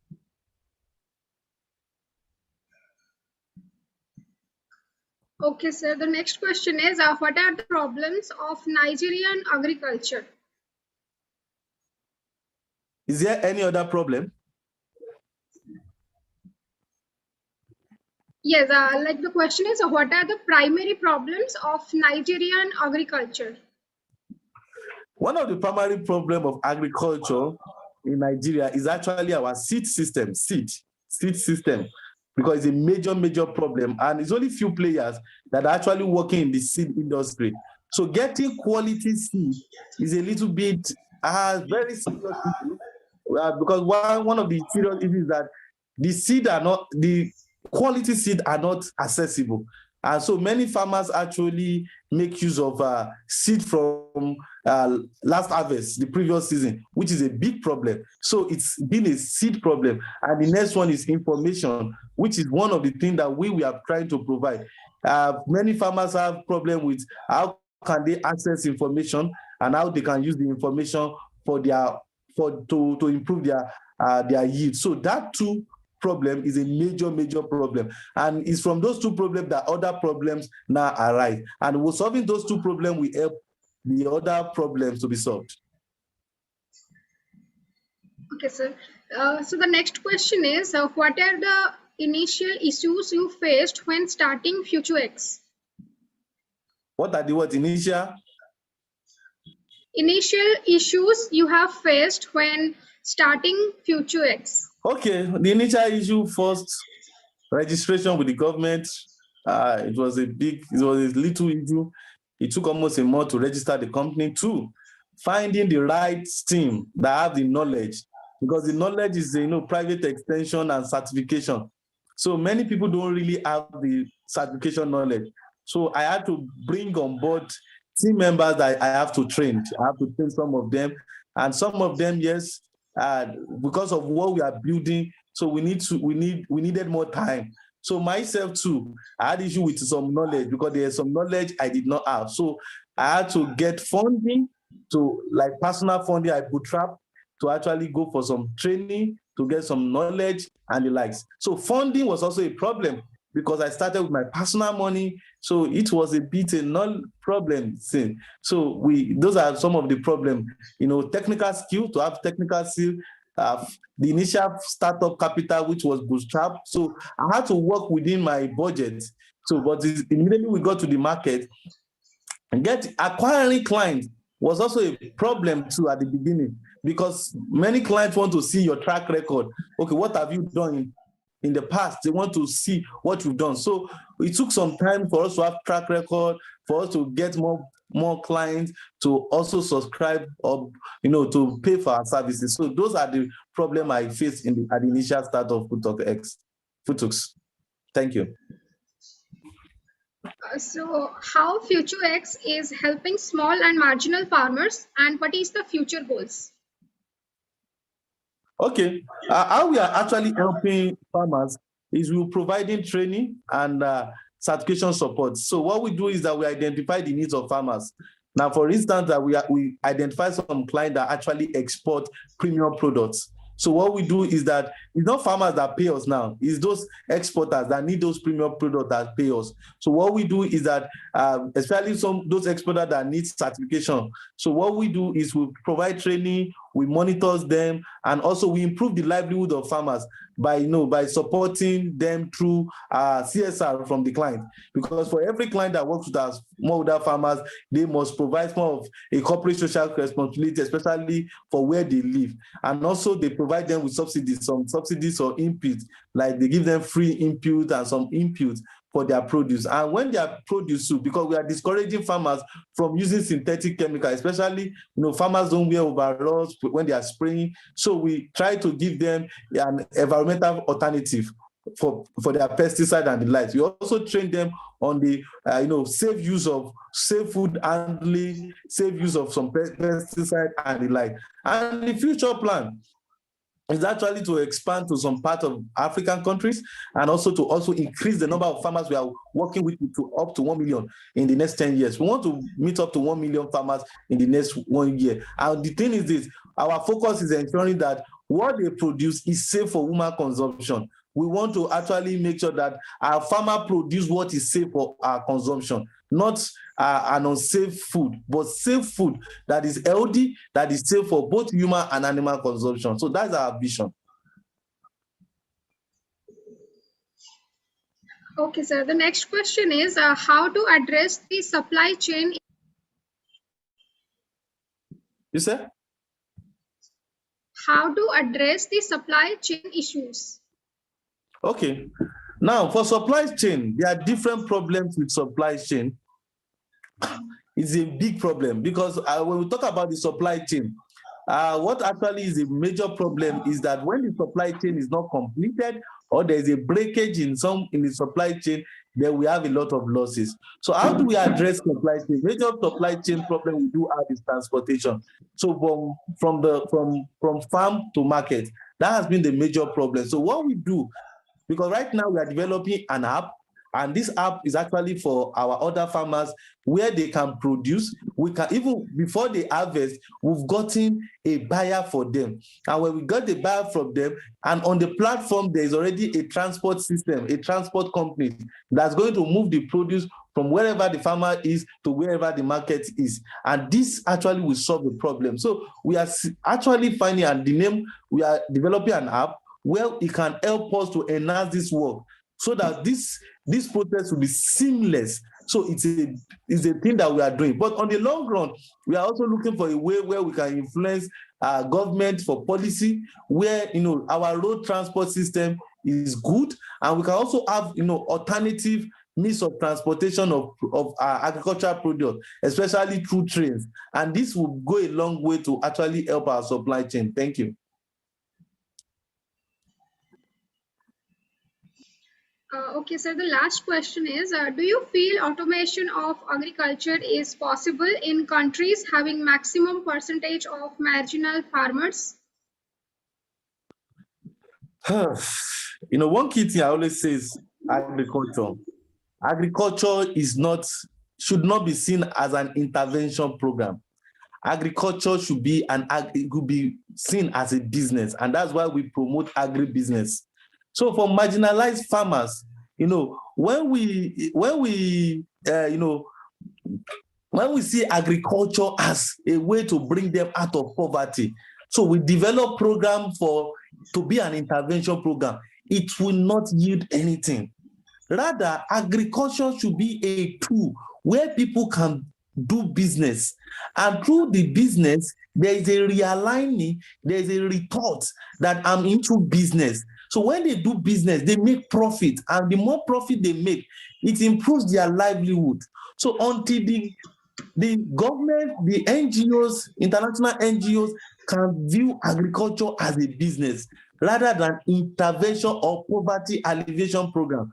Because over the years, over 50 years, they always see agriculture as a poverty intervention program. And that is why poverty and farmers or farming goes hand in hand, especially in developing countries, not in the advanced countries, in developed countries like the Asian, the African continent, because of we approach it as a poverty alleviation program, and it shouldn't be.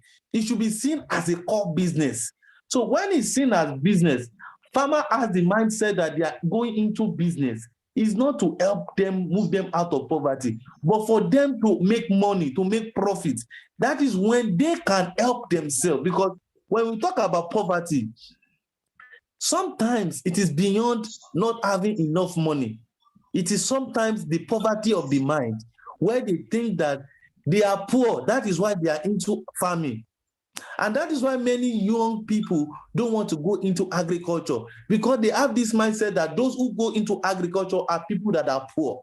And this mindset, there must be a shift in this mindset that agriculture is first a business. So we treat agriculture as a business. When this mindset is changed, then farmers will know, or will think, best way to maximize profit, to minimize costs. So when they make more profit, then they can use that to help themselves and leave themselves from poverty, rather than government trying to make agriculture as a poverty alleviation program. Thank you. Sir, we have covered all the questions from the participants. So thank you so much, sir, for this valuable session and for your valuable time. So thank you so much, sir. You're Have welcome. a lovely evening. And you too. Bye. Thank you, sir. Bye, sir.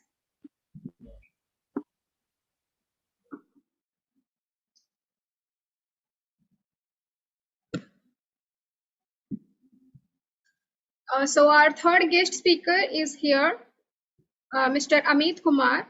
He is from Sujanpur district, Pathankot. He is an agriculture graduate and agripreneur and educator. Currently, he is working as a founder and managing director of the startup Terrace Gardening, which deals with plant nurseries, both natural and artificial. He also provides consultancy services for organic farming. He is a certified group farming practitioner by NSTI. He is the president of the Sahare Growers Sericulture Society. He has also worked as an MDO in Syngenta Indian Limited. Thank you so much, sir, for joining our session. Over to you, sir.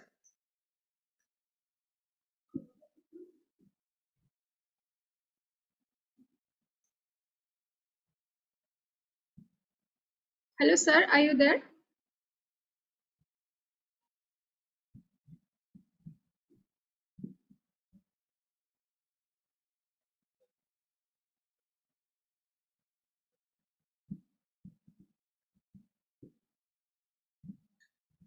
I guess sir is having some network issues. By the time sir joins, um, let's know something about Just Agriculture e-magazine.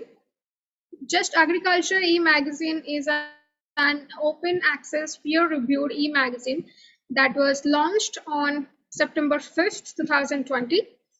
The magazine provides a platform for all the scientists, researchers, scholars, and students to share their ideas about the latest innovative topics. Just Agriculture e-magazine aims to publish about the latest innovations and upcoming experimental technologies which can be adopted globally in the field of agriculture and allied sciences. Just Agriculture e-magazine also aims at providing a platform to agri-tech startups to showcase their success stories, business ideas, and plans, emphasizing a sense of innovativeness among brilliant minds throughout the world. This e-magazine will accept new information, novel technologies, and original articles from agriculture and allied sciences. The e-magazine will uphold its credibility, and all the articles will be checked and reviewed by subject matter specialist editors, principal scientists, and research scholars of various research institutions, as well as the senior professors from the different universities of India.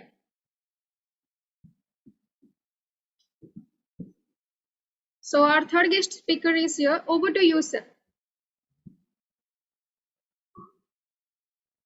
Sir, you are on mute. Am I audible, ma'am? Yes, sir. 1 minute. I have to share my screen.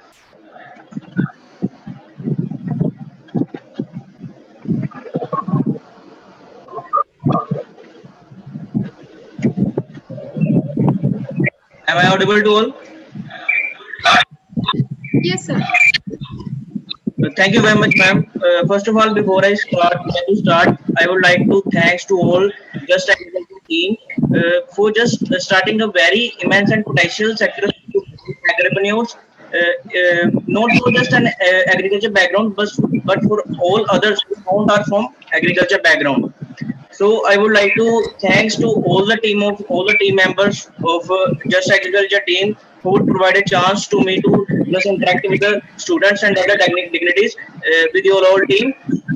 So I want to share my story at starting of entrepreneur career. First of all, I start from I got.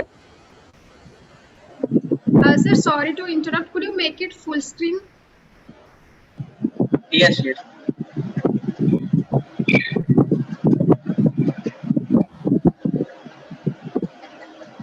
Is there, ma'am? Yes, sir. Yes. I have completed. My name is Amit and I am from Pathankot, which is from Sujanpur district, Pathankot. I have completed my BSc Agriculture from Lovely Professional University, and I started in Lovely Professional University in 2015 up to 2019. So my career starts when I got placed in 2018 Syngenta India Limited as an internship program, which is basically on the risk project, that is resistance in Flaris minor project. So we work in the rural background area, that is which is particularly present in Punjab, that is Taran district, in which we guide farmers about the resistance in Flaris minor, which is having present in the wheat field. So from there I start my career in 2018, and then after internship I got selected in the same company as a we can say that a permanent basis as an MDO, that is Marketing Development Officer, in the same area, Taran district. I worked there for up to 2019. We can say that in the November month. Am I over? Hello, sir. There are some disturbance in the background. We can't 1 hear minute. you properly.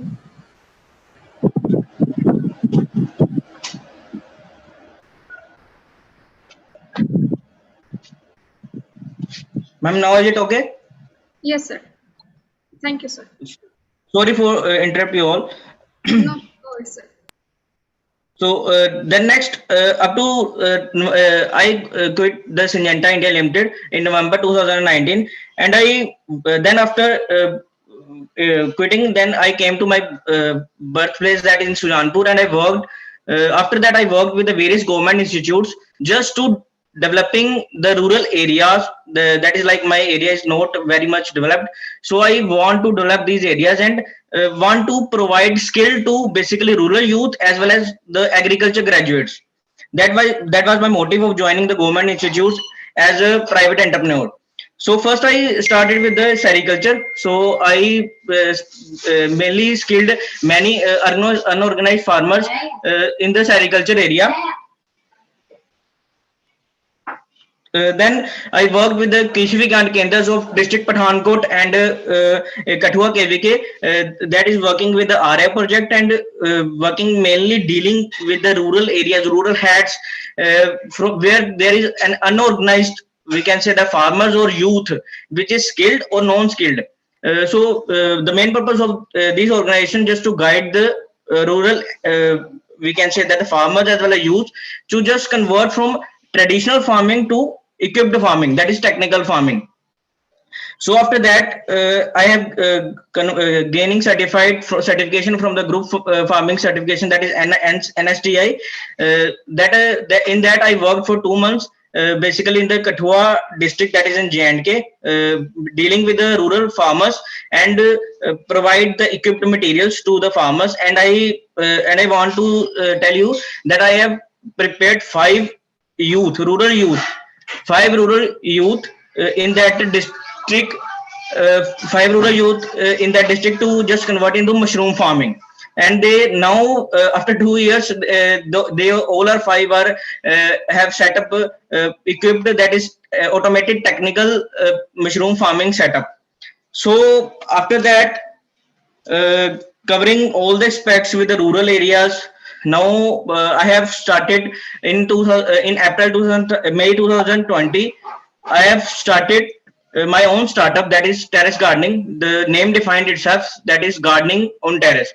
Basically, at that time, that is the lockdown period. Just after the lockdown period, I have started from my terrace only. So as from agriculture background, I know the basic skills, which is very necessary to start some, we can say that the entrepreneurship in the agriculture sector, that is core sector.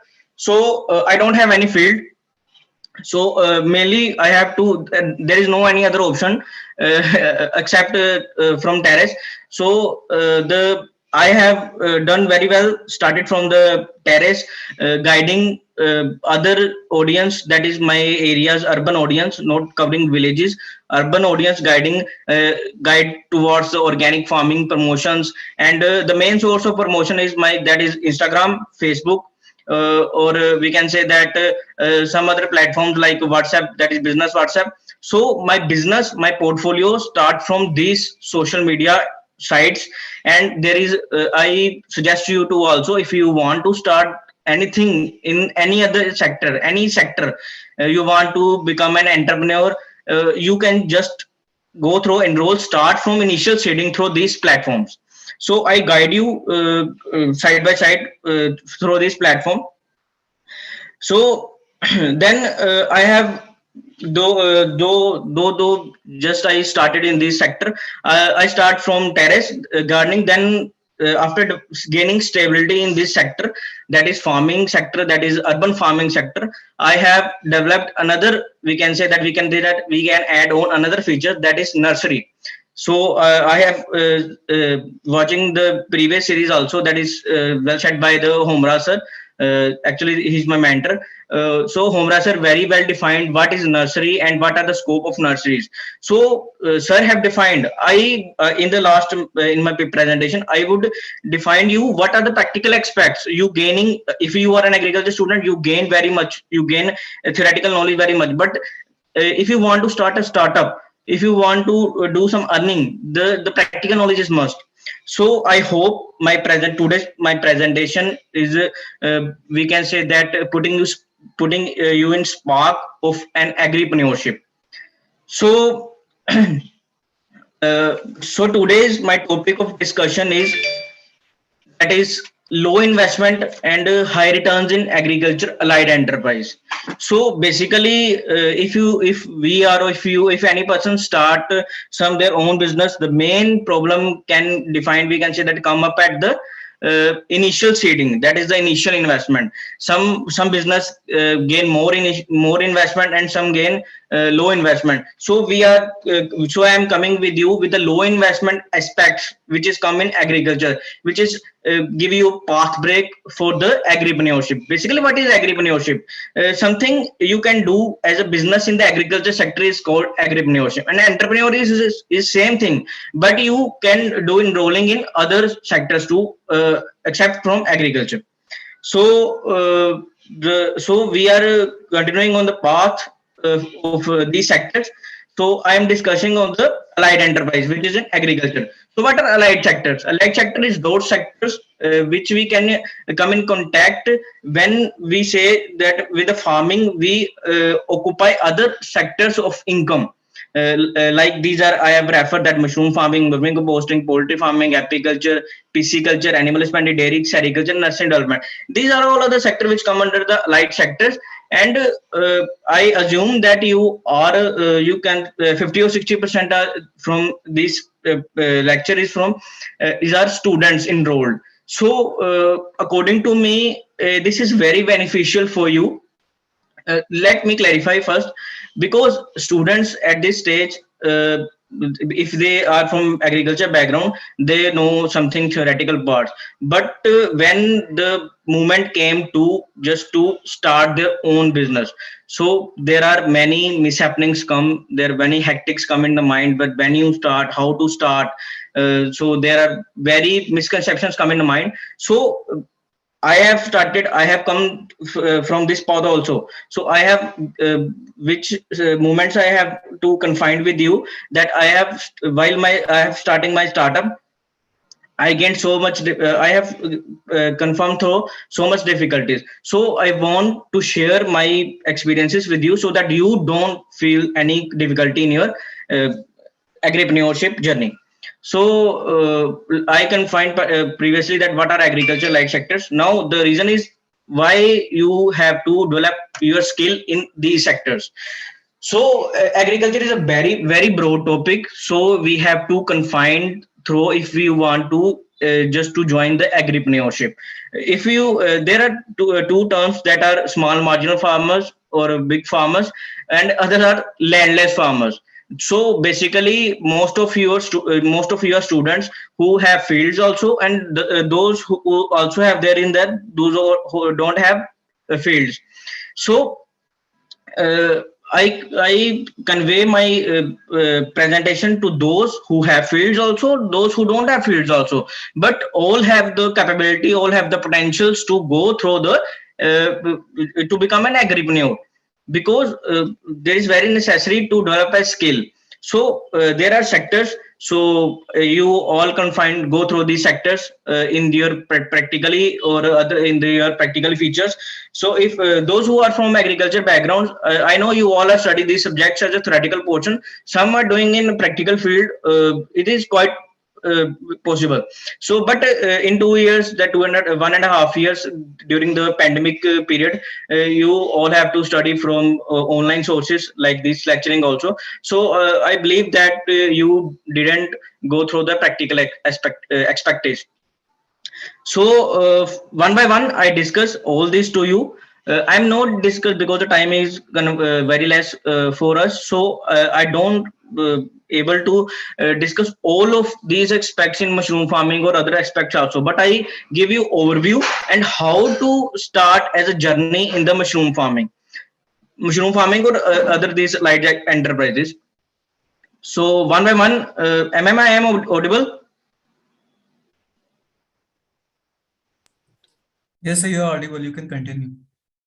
Okay, thank you, sir. So I am starting one by one. So what is mushroom? Basically, mushroom is a fungus, and you all know about the different type of mushrooms.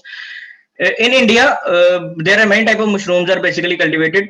First is button mushroom, that the 90% area is covered by this mushroom only, that is button mushroom, and you all must know about this button mushroom. That is, this is the button mushroom, and this is the oyster mushroom. With button mushroom is also called the winter mushroom when we cultivate through traditionally method, and this is the oyster mushroom, and oyster mushroom is also known as dingery mushroom, which is the basic and which is the easiest to cultivate. This is the oyster mushroom, and this is the cropping room where we have to set up the bags of mushrooms through which these white mushrooms are producing. So these I have defined in this picture is, this is mushroom spawns. Basically, spawn is the seed of the mushroom. So some you are known to this, or some you are don't know to this. So different type of mushrooms are also there. Others are cordyceps, which is the latest in news that market value is very high, that is 2 lakh to 3 lakh per kg. But these have some confined, these have some operational ideas that you have to gain skill in these also. The basic necessities, you know what are the packaging practices of these sectors. Like if you want to start a business in mushroom, first of all you have to know, you have to gain the knowledge about the packaging practices of these mushrooms, how to grow, how much time this take, and what are the seasons. Main important thing is what are the seasons of this growing. And according to me, as I work in these sectors, so according to me, where the farmer did mistake, they just gain very half skill. We can say don't go through the proper steps.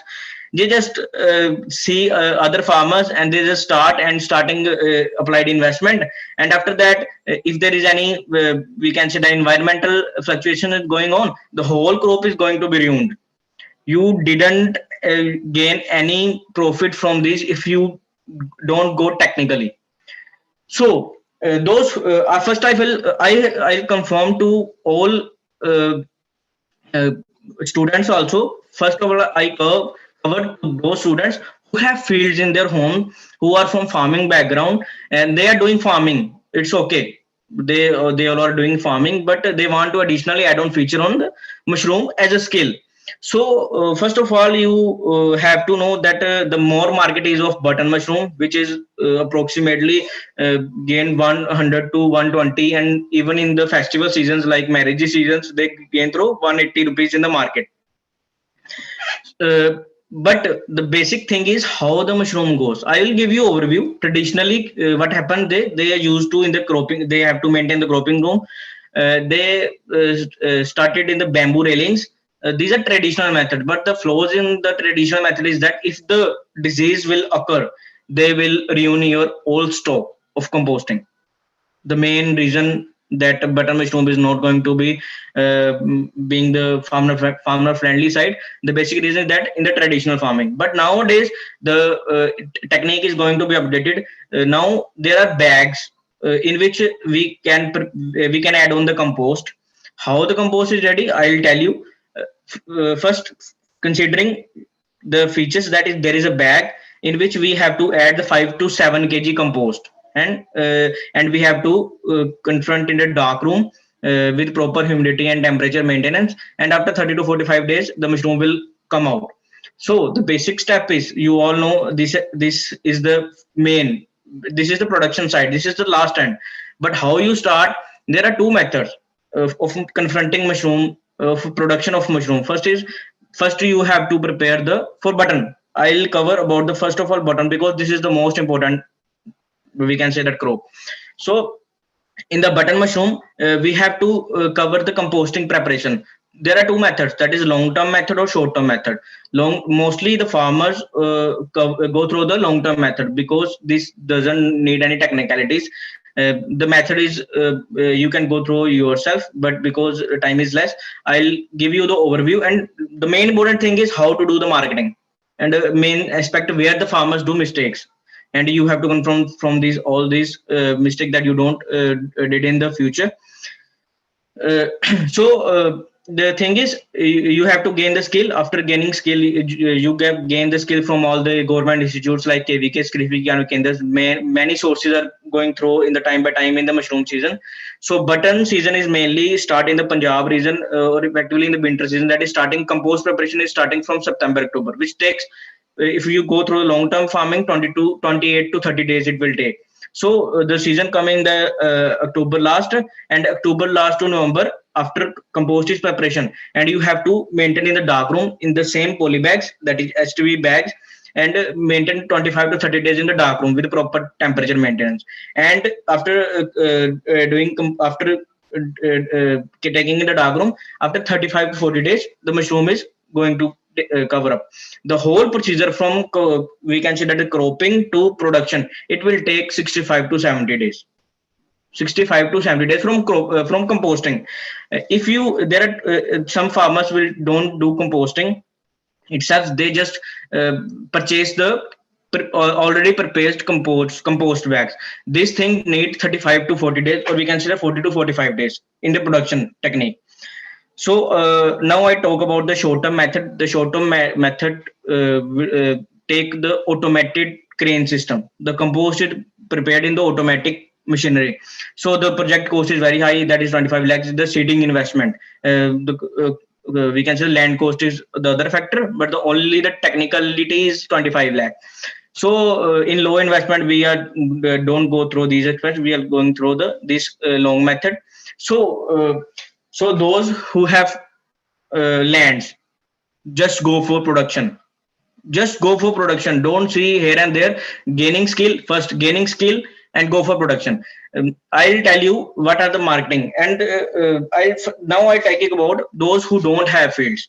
Those who don't have fields, you can start this business through your home also. I think so. Everyone has one room, separate room. You have to cover all the windows, maintain the temperature. You can go through the production techniques of this mushroom. Just go to purchase the already prepared bags. Already prepared bags. Purchase that bags. Suppose you start from 100 bags or 50 bags, just to gain skill. What are the technicalities needed in the production? Start from low. Don't go for higher amounts. Start from low, 5 to 10,000 investment or 5,000 investment. I also do this thing same. So the bag you have purchased from already prepared. So bag cost is about 80 to 85 rupees per bag cost. So from one bag, the main question you want to ask from me in the later aspect, the cost of the bag is 80 to 85 rupees. After 35 to 40 days, mushroom will come out from these bags. If the bag quality is good, composting is good, mushroom will come out definitely. And from one bag, if your compost is very good, from one bag 2 to 2.5 kg mushroom you got from button mushroom. And in the normal season, in the normal going rate, the button mushroom price is in the market is 100 to 120 rupees. Or your we can say that in the December month, the marriages season is going on, the rate is, the price is fluctuating to 180 rupees. So if you are didn't grow yourself, you gain profit by purchasing the bag also. Or if or the other ones, those who have fields, they grow by their own, the bag cost is just rupees 45. The profit is going to be double. But you have to maintain the technicalities. You have to go through the all procedures. Firstly, the main thing is you have to gain the skill, which is very important in this sector. If you don't know the we can see the technicalities, if there is any virus or fungal disease will occur, your profit is going to be ruined. So from my side, this is I confined you as a skill. So in scaling these, I'll tell you the marketing procedures also, which I think you can. The third aspect is trading. You all know what is trading. I don't talk about the share market trading. This is the business trading. We can see the product trading. Those who are like, suppose you are in the marketing, you have the good reach to farmers. You are BSc agriculture. You just confirm the farmers that this business is very good. You just become trader also. Just purchase bag from 70 to 75 rupees and give to customers 85, 90, 95 rupees. And this thing is very beneficial those who are from urban cities. Urban cities, organic is going to be very important for those people who are in the who are in the urban cities. So covered urban people also, the profit is going to be doubled in urban areas. I hope you understand my way, what I want to say to you. Go cover urban areas also. I do this thing also. I just do trading of these bags. I have the farmer coverage also. I have the urban area coverage also. So this is also the other way of going to be the in the agripreneurship or in the trading business of these as a skill. But you first need what is skill is main thing. The next is oyster mushroom. This is the summer crop. We can say that after February, you can grow this. If you want to grow butter mushroom in a traditional room, you just have one season only, winter season. Or if you want to do the whole season from January to February, December, 12 months farming, you have to convert your room into AC rooms, air conditioned room, automated control room. So this need also the investment. So go through one season. Just after getting skilled, you can define your ladder. You can put up the ladders to other references, higher aspects. So now I discuss about the oyster mushroom. This is the very easiest mushroom. If you want to know about the oyster mushroom production techniques, just go through my Instagram bio. I have defined you all the things about this by doing practically. The video is uploaded there. If you want to know the oyster mushroom, this is very easy. And the main aspect is the price is not volatile, because this is not, we can say that the famous one, but the protein content is more in the oyster mushroom as compared to butter mushroom. So health benefits is more in oyster mushroom as compared to butter mushroom. So what you need to this, the thing is you have to produce itself. Those who have fields or those who don't have fields, go through the production techniques. This doesn't need any investment, very less about you. If you want to start this from oyster mushroom, you can start from 1000 rupees also. Yes, this is truly, you can start from 1000 rupees also, the oyster mushroom production. So the main thing is how to market these. You have to develop this market. Butter mushroom has already well developed market. You have to develop market for oyster mushroom. Just taste the, just we can say that go through the consumers, taste to the provide free of cost, or in the starting you have to provide free of cost. When the taste is developed, and the taste is very good in the oyster mushroom. Sorry, sir, to interrupt. The slides are not changing, sir. Yeah, yes, one thing. Yes. Damage is working. Yes, sir. Okay. So I am making the slides to more practical aspects also. Don't be fully materials. So my slides are confined. So I'll cover the marketing linkage aspects also. So in the oyster mushroom, this is the oyster mushroom. So you have to cover the doctors also, because after production you have to dry the oyster mushrooms. The main field is the drying aspect. You have to make the powder of the oyster mushroom, and marketing linkages of the doctors, homeopathy doctors, Ayurvedic doctors. You have to cover these also for the marketing also. And this is the another field of agripreneurship. And other thing I would like to share with you, that is the mushroom spawn. Basically, this is the you can see this. This is the mushroom spawn. This is the seed of mushroom.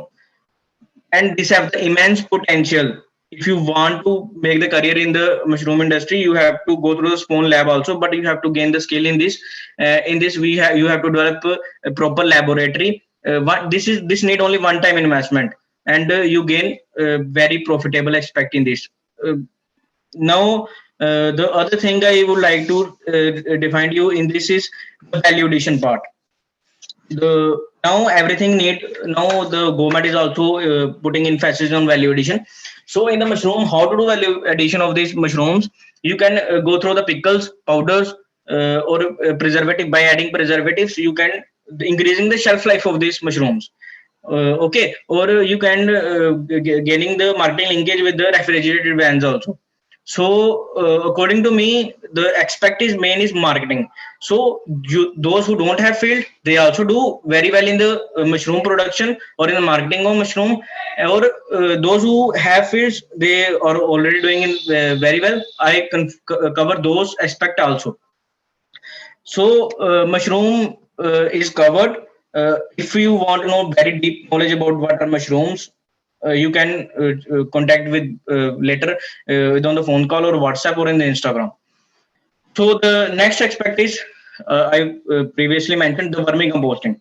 Now we come on the vermicomposting. What is vermicomposting? The we can see the rearing of earthworms in the provided suitable environment. This is called vermicomposting, and you all know in the organic now the we are going through the organic phase. So a very beneficial thing is vermicast. That is, we can say that vermicompost we all say, but the technical term is vermicast. We are providing the nutrient source of vermicompost. So there are two aspects. Previously, this need there are two methods of preparing the vermicomposting.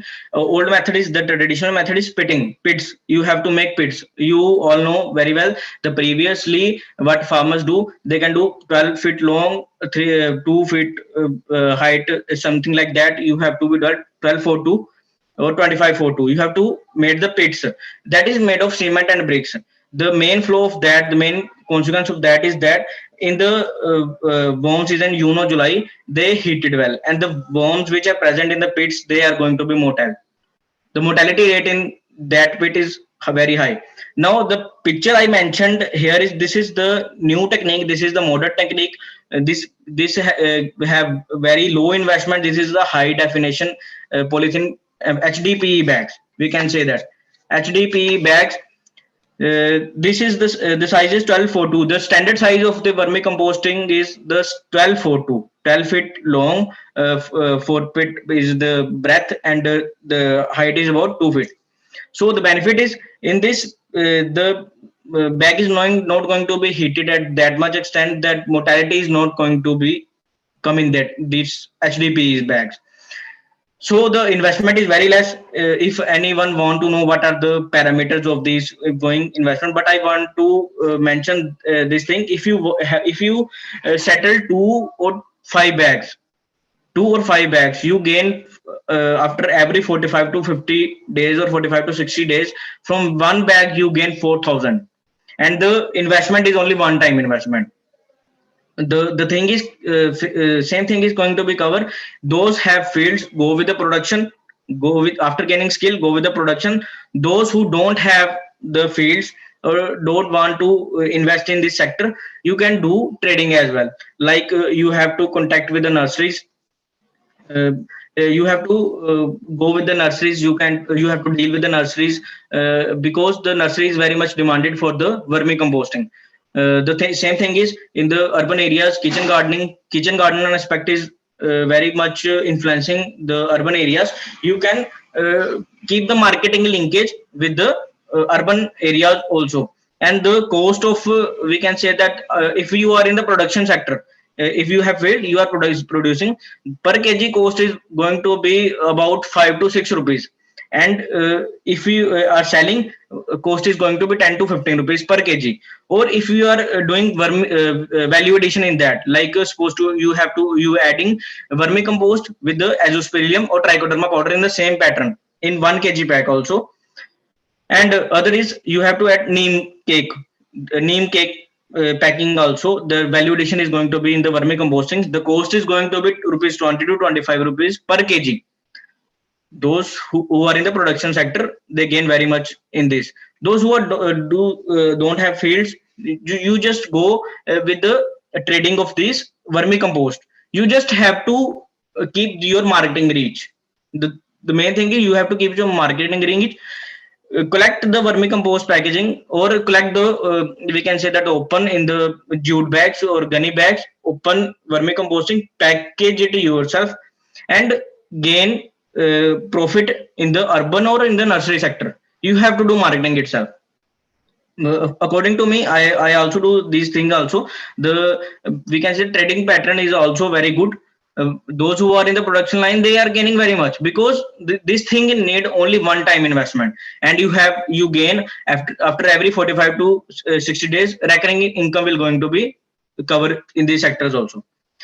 Vermicomposting now in the trend. So those who want to reference as agripreneurship, you can cover this also. This picture is of my farm. I have set up now. This is the previous picture. I have set in the 50 bags of these same, and we are producing itself. Now we have the very good amount of earthworms. We are selling earthworm also, and the cost of 1 kg earthworm is rupees 500.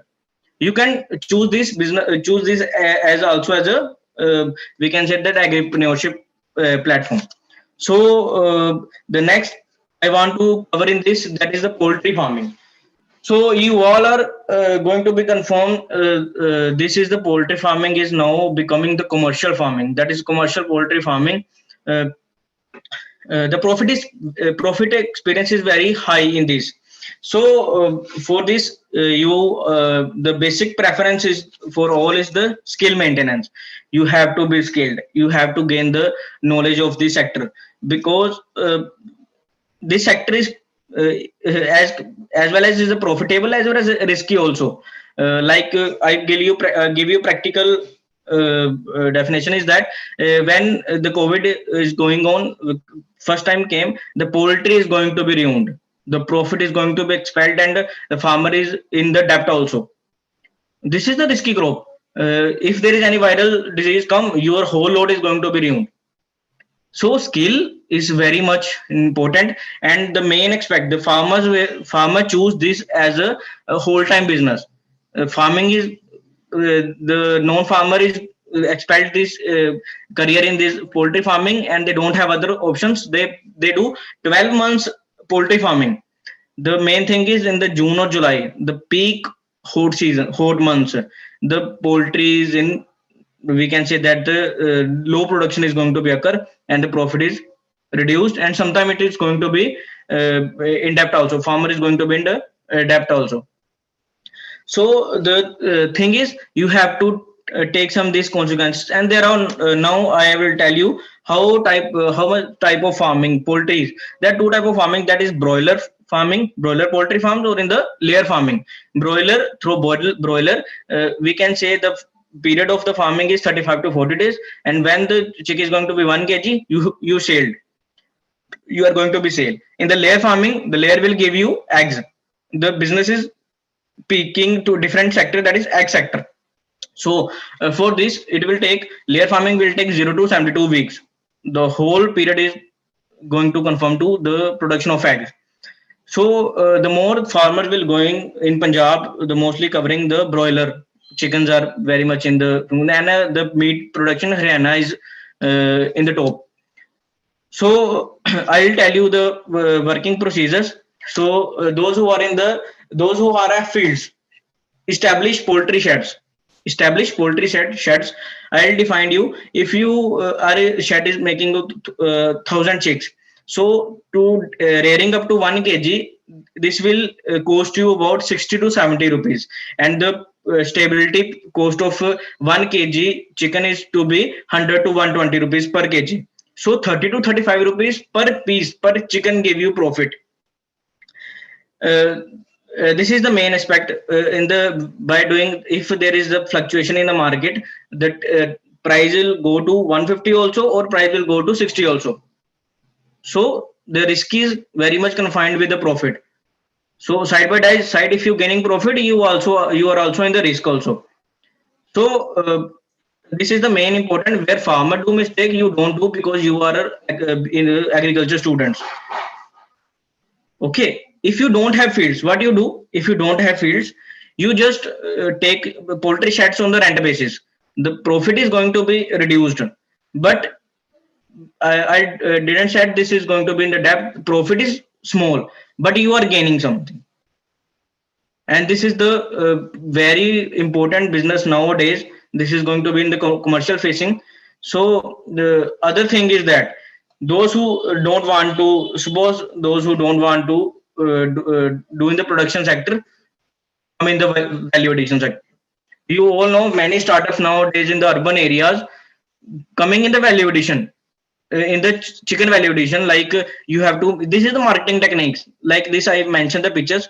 You are going to be in the like what are the calories, you have to mention these ones, and you have to do marketing, and you have to do value addition. Suppose uh, in the, we can say that refrigerated products are coming nowadays. Now the flavoring products are coming this in the chicken also, in the poultry also you can do in the flavoring aspects also, like these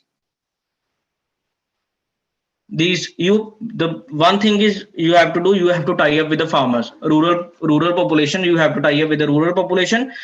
Then you have to cover the marketing linkages, like you just uh, uh, tie up with the farmer, you gain the chicken from those, and you have the marketing with the hotels, big hotels, value, we can say the supply chains, or we can say that in the government institutes like army masses.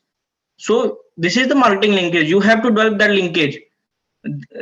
So by doing these validations you gain profit also. So there are small and marginal enterprise, this need policy fiscal infections.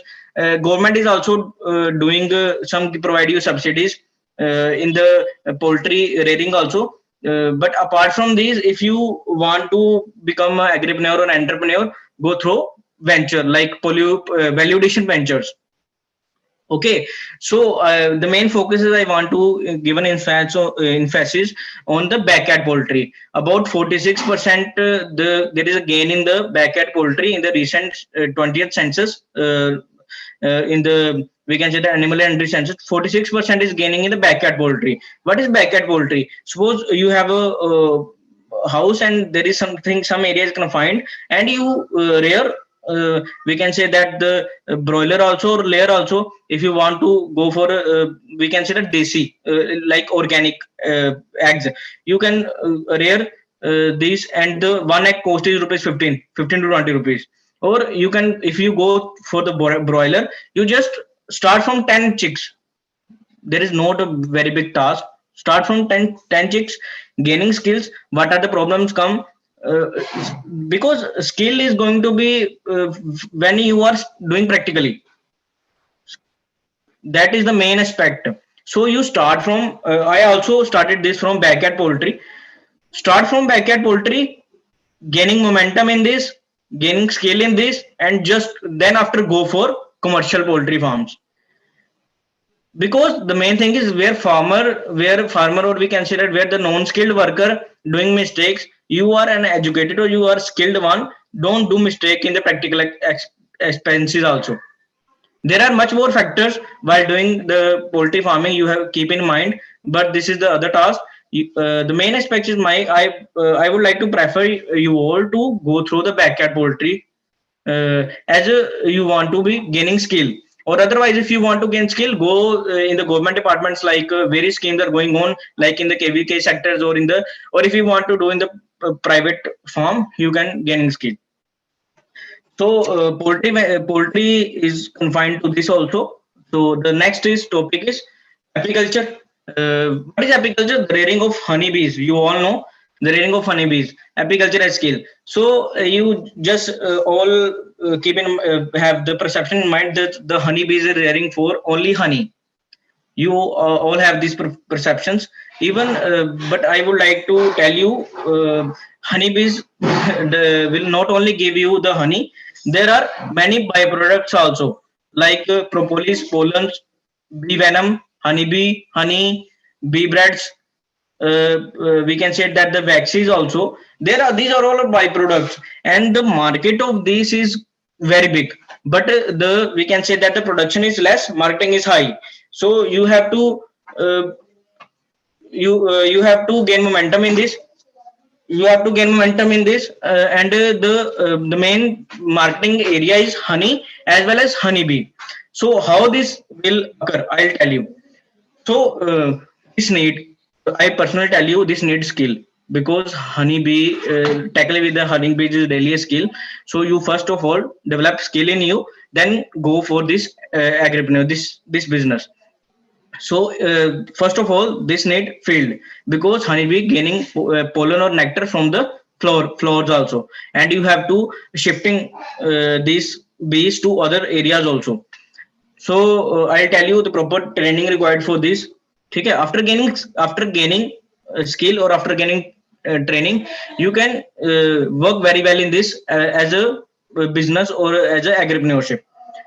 So the main thing is, I'll tell you, honey is going to be costed, if you are providing the natural honey, is going to be cost about 800 to 1000 rupees per kg, or otherwise small bags is going to be in sale in the 400 to 500 rupees. So this not only cover the honey, after if you going in the production line of apiculture, so you have honeybee. If you purchase 2 or 3 colonies, after 1 year the 3 colonies will going to be doubled, that is 5 to 6 colonies. Or if other farmer is going to also do coming in the apiculture production, you sell these honeybees also. This is a other aspect is going to be increased. So honey selling as well as honeybee, these both are actual methods. Farmers are doing this very well in this sector. The other thing is, the main is bee venom. This is the most costliest. We can say that this is used. Bee venom is used in arthritic patients. If you are going study about this arthritis, the bone problems are cured by this bee venom. What happened? Bees are taking this, and where your bone is fractured, the stink is applied. Bee stink is applied, and you see the recovery is fast. So bee venom is used in this. Pollen is also used in medicinal industries. Propolis is also used in medicinal industries. Pollen basket also used in the medicinal industry. The bee bread is very nutritious, and in the foreign countries we can say they are usually in a routine of the breakfast in the foreign industries. So bee waxes, nowadays fruits are covered with the waxes. This is not only confined to only body waxes, fruit waxes, and the cost of the fruit is going to be high. So these all are the byproducts, and if you gain the knowledge of these products, you are going to be, we can say that, the king of the market, because market is very high of this. We can say that the Delhi, Mumbai, or the export preferences is high of these areas also. If you don't have field, if you don't in the production sector, be in the marketing sector, we can say that the collaborate with the farmers, small farmers, collect collect honey or collect these byproducts from the farmers, and provide to other stakeholders. This is also the other type of agripreneurship in the agriculture. Byproduct, you just doing value addition in the byproduct also. You can do value addition in the honey also by flavoring, by adding flavoring. If you the other aspect is that if you are covering going in a temperate region like in the Srinagar or in the temperate zones, collect from apple honey, the cost is very high. So this is all need marketing. So the other thing is pisciculture. Pisciculture is basically we call as rearing of fishery. This thing is HDP. You all know about the cage farming, biofloc farming, or the pond farming. This is the new, and this is for those who don't have field or don't have ponds. Go through this. This HDP sizes differ. Sizes also coming in the big sizes. Go for fingerling stages. Fish fingerling stages. This is about index finger size, and the market of this, the value of this finger is high, because this is used for table purposes. So if in your area, if you there is a fish market, you can choose this as an aspect, and this need low investment. So time is going very less. I have to do the fast proceeding. So fingerling stages. So no pond requirement, letting fish into fingerling stage in the HDP and then marketing. So this need low investment and the return is high. About 150 to 160 is going to be costed to you, and the market is cost is 250 rupees per kg in my area. So depend upon your area, there are different areas where you uh, be add on going to be add on these skills and you gain more.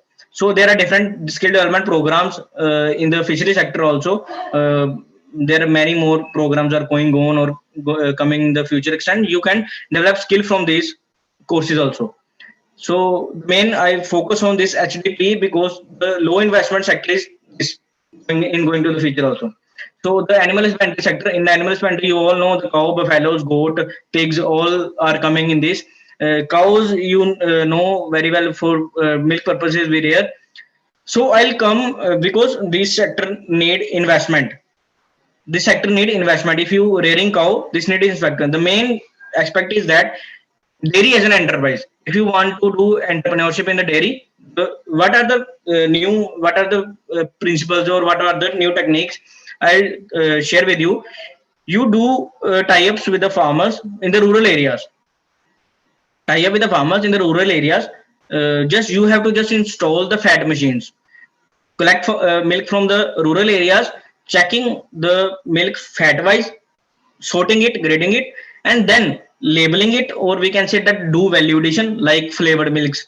If you want to do to be good in the paneer industry, cheese industry, dahi, many things you know that milk from milk you can do, make many things. So dairy as an enterprise is an important task. If you are interested to do as entrepreneurship in the dairy, don't if you have money, if you had good seeded money, go for production sector. Otherwise go for this PPP model. This is the tie-up model with the farmers. Just go and collect, tie up with the if you make society or FPOs, collect milk from farmers, and in the urban areas do marketing yourself, or develop some kiosk in your basic market where is the more potential. Start from kiosk and do uh, whatever you want, or in the value addition, or otherwise you just sell milk, normal milk also. So this is many startups will do this thing. Many startup will do this thing. They just develop websites or apps and do the same thing. You know, our in India consumption of milk is very high, but the production is not up to the mark. In rural areas also, those milk hawker will give you milk in your home. They have they just have 2 or 3 cows in their home, but they provide you milk all over 12 months. So the reason is that they collectively gain milk from other also and deliver to you. So why don't you? If the we can say that the non-skilled person can do, you just have to develop skill or marketing capabilities, you can do as well. So the thing is, dairy is most important enterprise in the animal husbandry sector. So now time is going to be finished. So my final task is that ornamental nursery as an enterprise. So Dr. Homraj sir is giving a very nice lecture on the nursery rearing. So you all are all some questions to sir also. This is the very good business. I am doing this thing is the same. If you have the thing is coming same. If you have field, go in the production line. If you don't have field, come in the trading sector. Contact with the nurseries. You just have to develop business model. You have to develop your own business model. Profit is very much high in this sector also. बस the thing is, आपको इसके अंदर skill लेनी पड़ेगी, आपको knowledge इकट्ठी करनी पड़ेगी, नॉलेज गेन करनी पड़ेगी. नॉलेज हो जैसे आप if you are an agriculture graduate, तो आपको थोड़ी बहुत नॉलेज होगी, like what are ficus, what are palms, what are hedges, what are shrubs, what are ashoka tree, what are the basic ornamental trees like indoor, outdoor, syngonium. So this is syngonium. So you just deliver these information, or we can say that the business model to urban areas also. अगर आप भी कभी nursery में गए हो तो आपको भी पता होगा कि एक प्लांट की कॉस्ट क्या आती है, लेकिन जब आप इस फील्ड में आ जाओगे तो आपको रियल की कॉस्ट पता लग जाएगी, और जो मार्केट की कॉस्ट है वो भी डिफरेंस बहुत ज्यादा हाई है. तो अगर आप इसमें मोमेंटम गेन करना चाहते हो तो कभी भी इस चीज में आप आ सकते हो. If you want to know gain more knowledge from me, I am always available for students also, for others also. If you do just WhatsApp me or call me, I'll guide you. So if you tie up in the market, gain momentum in the urban areas, because nowadays nursery is on the peak. You can say in the Delhi, Mumbai, in the highways, you can see the vertical farming models, vertical gardening. So these all are connection with the nurseries. In plants are coming from the nursery itself. So those who have fields can do very well in that. Those who don't have fields also do very well in that. So the thing is, the model is trading. I'll define you the wholesale or retail. If you are tied up with the other nurseries also, you can deliver to as a wholesale price. Or if you do in the urban areas, start from just small place, just do retailing. Some plants you have to keep in your nursery, the most marketable plants, and you just retailing to. Now the main aspect is urban beautification projects. In the urban areas, most people demanding now, as some students are asked from sir, like indoor purification plants. So many plants are there, like syngonium, the leafy plants which do purification. So snake plants, many palms like areca palm, we can say that the other aspects also. So the future is going to be very bright in this sector also. So I personally, we can say that urge you to please make this, if you want to start a startup. So these are very confined areas. With low investment, you can do very well in these sectors. So thank you to all of you. Just 1 minute. Thank you so much, Thanks. sir, for this valuable session. We have few questions from the participants. So the first question Yes, is, ma'am. how much you initially invested in your startup? Yes, I have started from when I come into terrace gardening. I have started from 5,000, because I have to make we can say that a terrace setup also. I have started from 5,000. My initial seeding is 5,000. Now I am add on many features like artificial plants, like artificial grasses. You can check my Instagram profile also. Now we are gaining very much. Now I have now I provide, we can say that the earnings to other two BSc agriculture students. So we are doing very good in this. Okay, so the next question is, other than button and oyster mushroom, which other mushrooms we can grow in North India? The main mushroom is the gucci mushroom, gucci. We can say, no normal language, we can say that gucci or ganoderma. The very good in the medicinal, used in the medicinal industry. You can check from internet also. The cost is going to be 10,000 to 12,000 per kg. But if you want to do production in the mushrooming sector, you need very good knowledge. Or cordyceps. In North India, you also do cordyceps, because these are going in the laboratory condition, and the cost is, you are very well aware in the field of agriculture. The cost is 2,70,000 rupees per kg. Agripreneurs are selling in these sectors also. So you also, if you want to start from mushroom sector as well as. Okay, so the next question is, farmers are facing many issues during the spread of bird flu. At that time, their venture got ruined. So, do you think that poultry farming is sustainable in long run? I previously said that this is the risk is confined with the profit also. So I didn't said that for 12 months farmers have to, we can say, depend on the poultry. This is the allied sector. Poultry is a allied sector. If you want to do integration farming system, that is with the tie up with the companies also, we can say allotted batch 8 months for all season. They production of 8 batches only. So the farmer have to know that this is the allied sector. Don't need to be fully dependent on this. For June and July months, the flu or viruses are in the peak.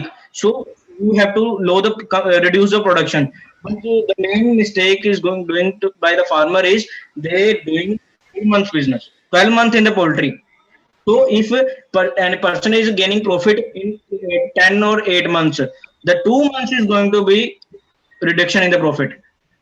So the main thing is from my side, as my experience is that don't go for 12 months in the poultry sector. You can find to 7 or 8 batches in 12 months.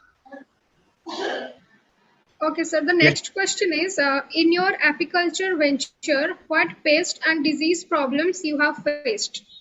We can say that the mostly pests are more confined to insect like flies. There's also in my field there is mango. We can say that the flies are main source of infection as a pest, or we can say nosema disease. Bacterial infections are more going to be this. So this happened. These diseases or pests happen occurs when you don't have the proper. We can say that the facilities or the bees are not going to be proper food. The main bacterial or viral disease coming at this time only. Nosema is the most effectable disease, or we can say that the devastating disease. Okay, so the next question is, what are the challenges that you have suffered during the initial days, and what advice you want to give us so that we should be aware of the process? Yes, in the initial stages, I'll we consider to cover the difficulties with the marketing, because the production is, if you know, if you gain skill, production is easy, but the marketing is difficult. So firstly, I don't put all these on the media. We can see that the Instagram, Facebook, or in the newspapers. But for marketing, I have to do it also. I made some packages for kitchen gardening also, 2,000, 3,000, 5,000. So the customer reach is going to be added with us. So we provide consultancies also. And the main, where the farmer or we can say that the starter entrepreneur doing mistake is marketing. You just do marketing. If you don't have the seeding, you don't have the capital, go with the Instagram, Facebook, or the WhatsApp sources. These are free of cost. So if you have, or newspapers, if you have investment, go through the website. Many more things are available, website or apps. Go through these. Okay, so the next question is, how can we use terrace gardening as a profitable thing for us, as we know that terrace has limited space? So which plant or tree will be beneficial on the basis of profit gain? Yeah, very good question. If you are in the urban areas, confine the customers, or we can say that the suggest the customers to organic farming.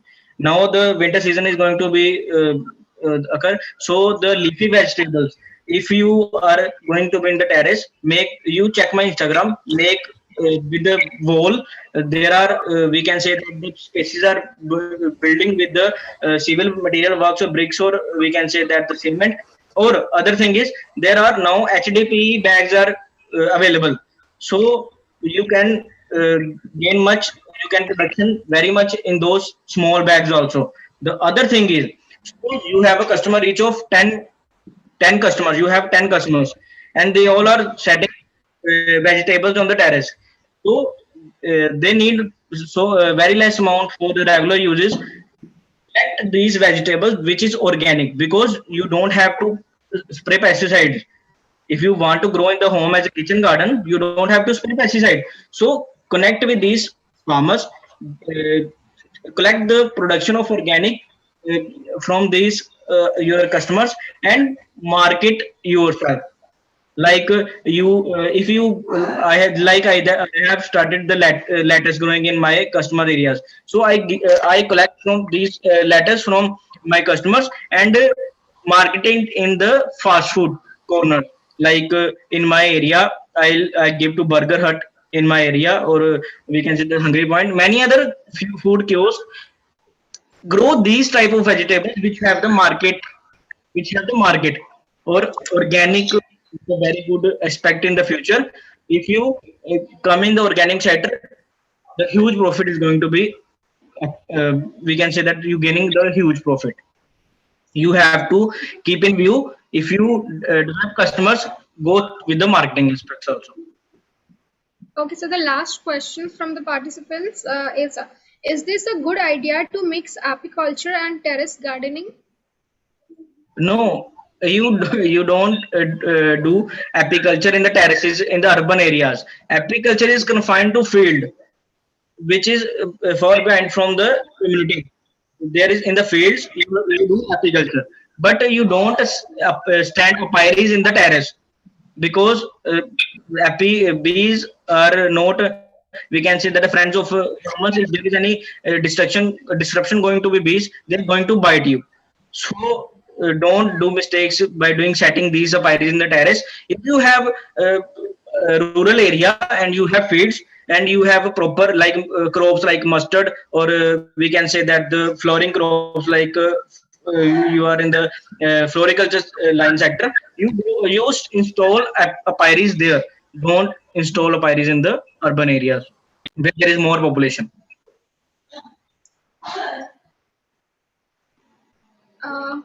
Thank you so much, sir, for the answers of the questions, and thank you so much for joining the session and for your valuable insights on the topic.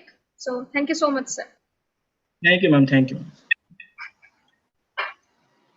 Thank you so much, everyone, for attending the 11th day of the International Training Program. On behalf of the Just Agriculture team, I deliver my heartfelt gratitude to all the speakers and participants for joining the session and being so patient and attentive throughout. In conclusion, I would like to thank Dr. DPS Badwal sir, CEO and founder of Just Agriculture, for organizing this revolutionary international training program for all of us. Thank you so much, everyone. Have a lovely evening.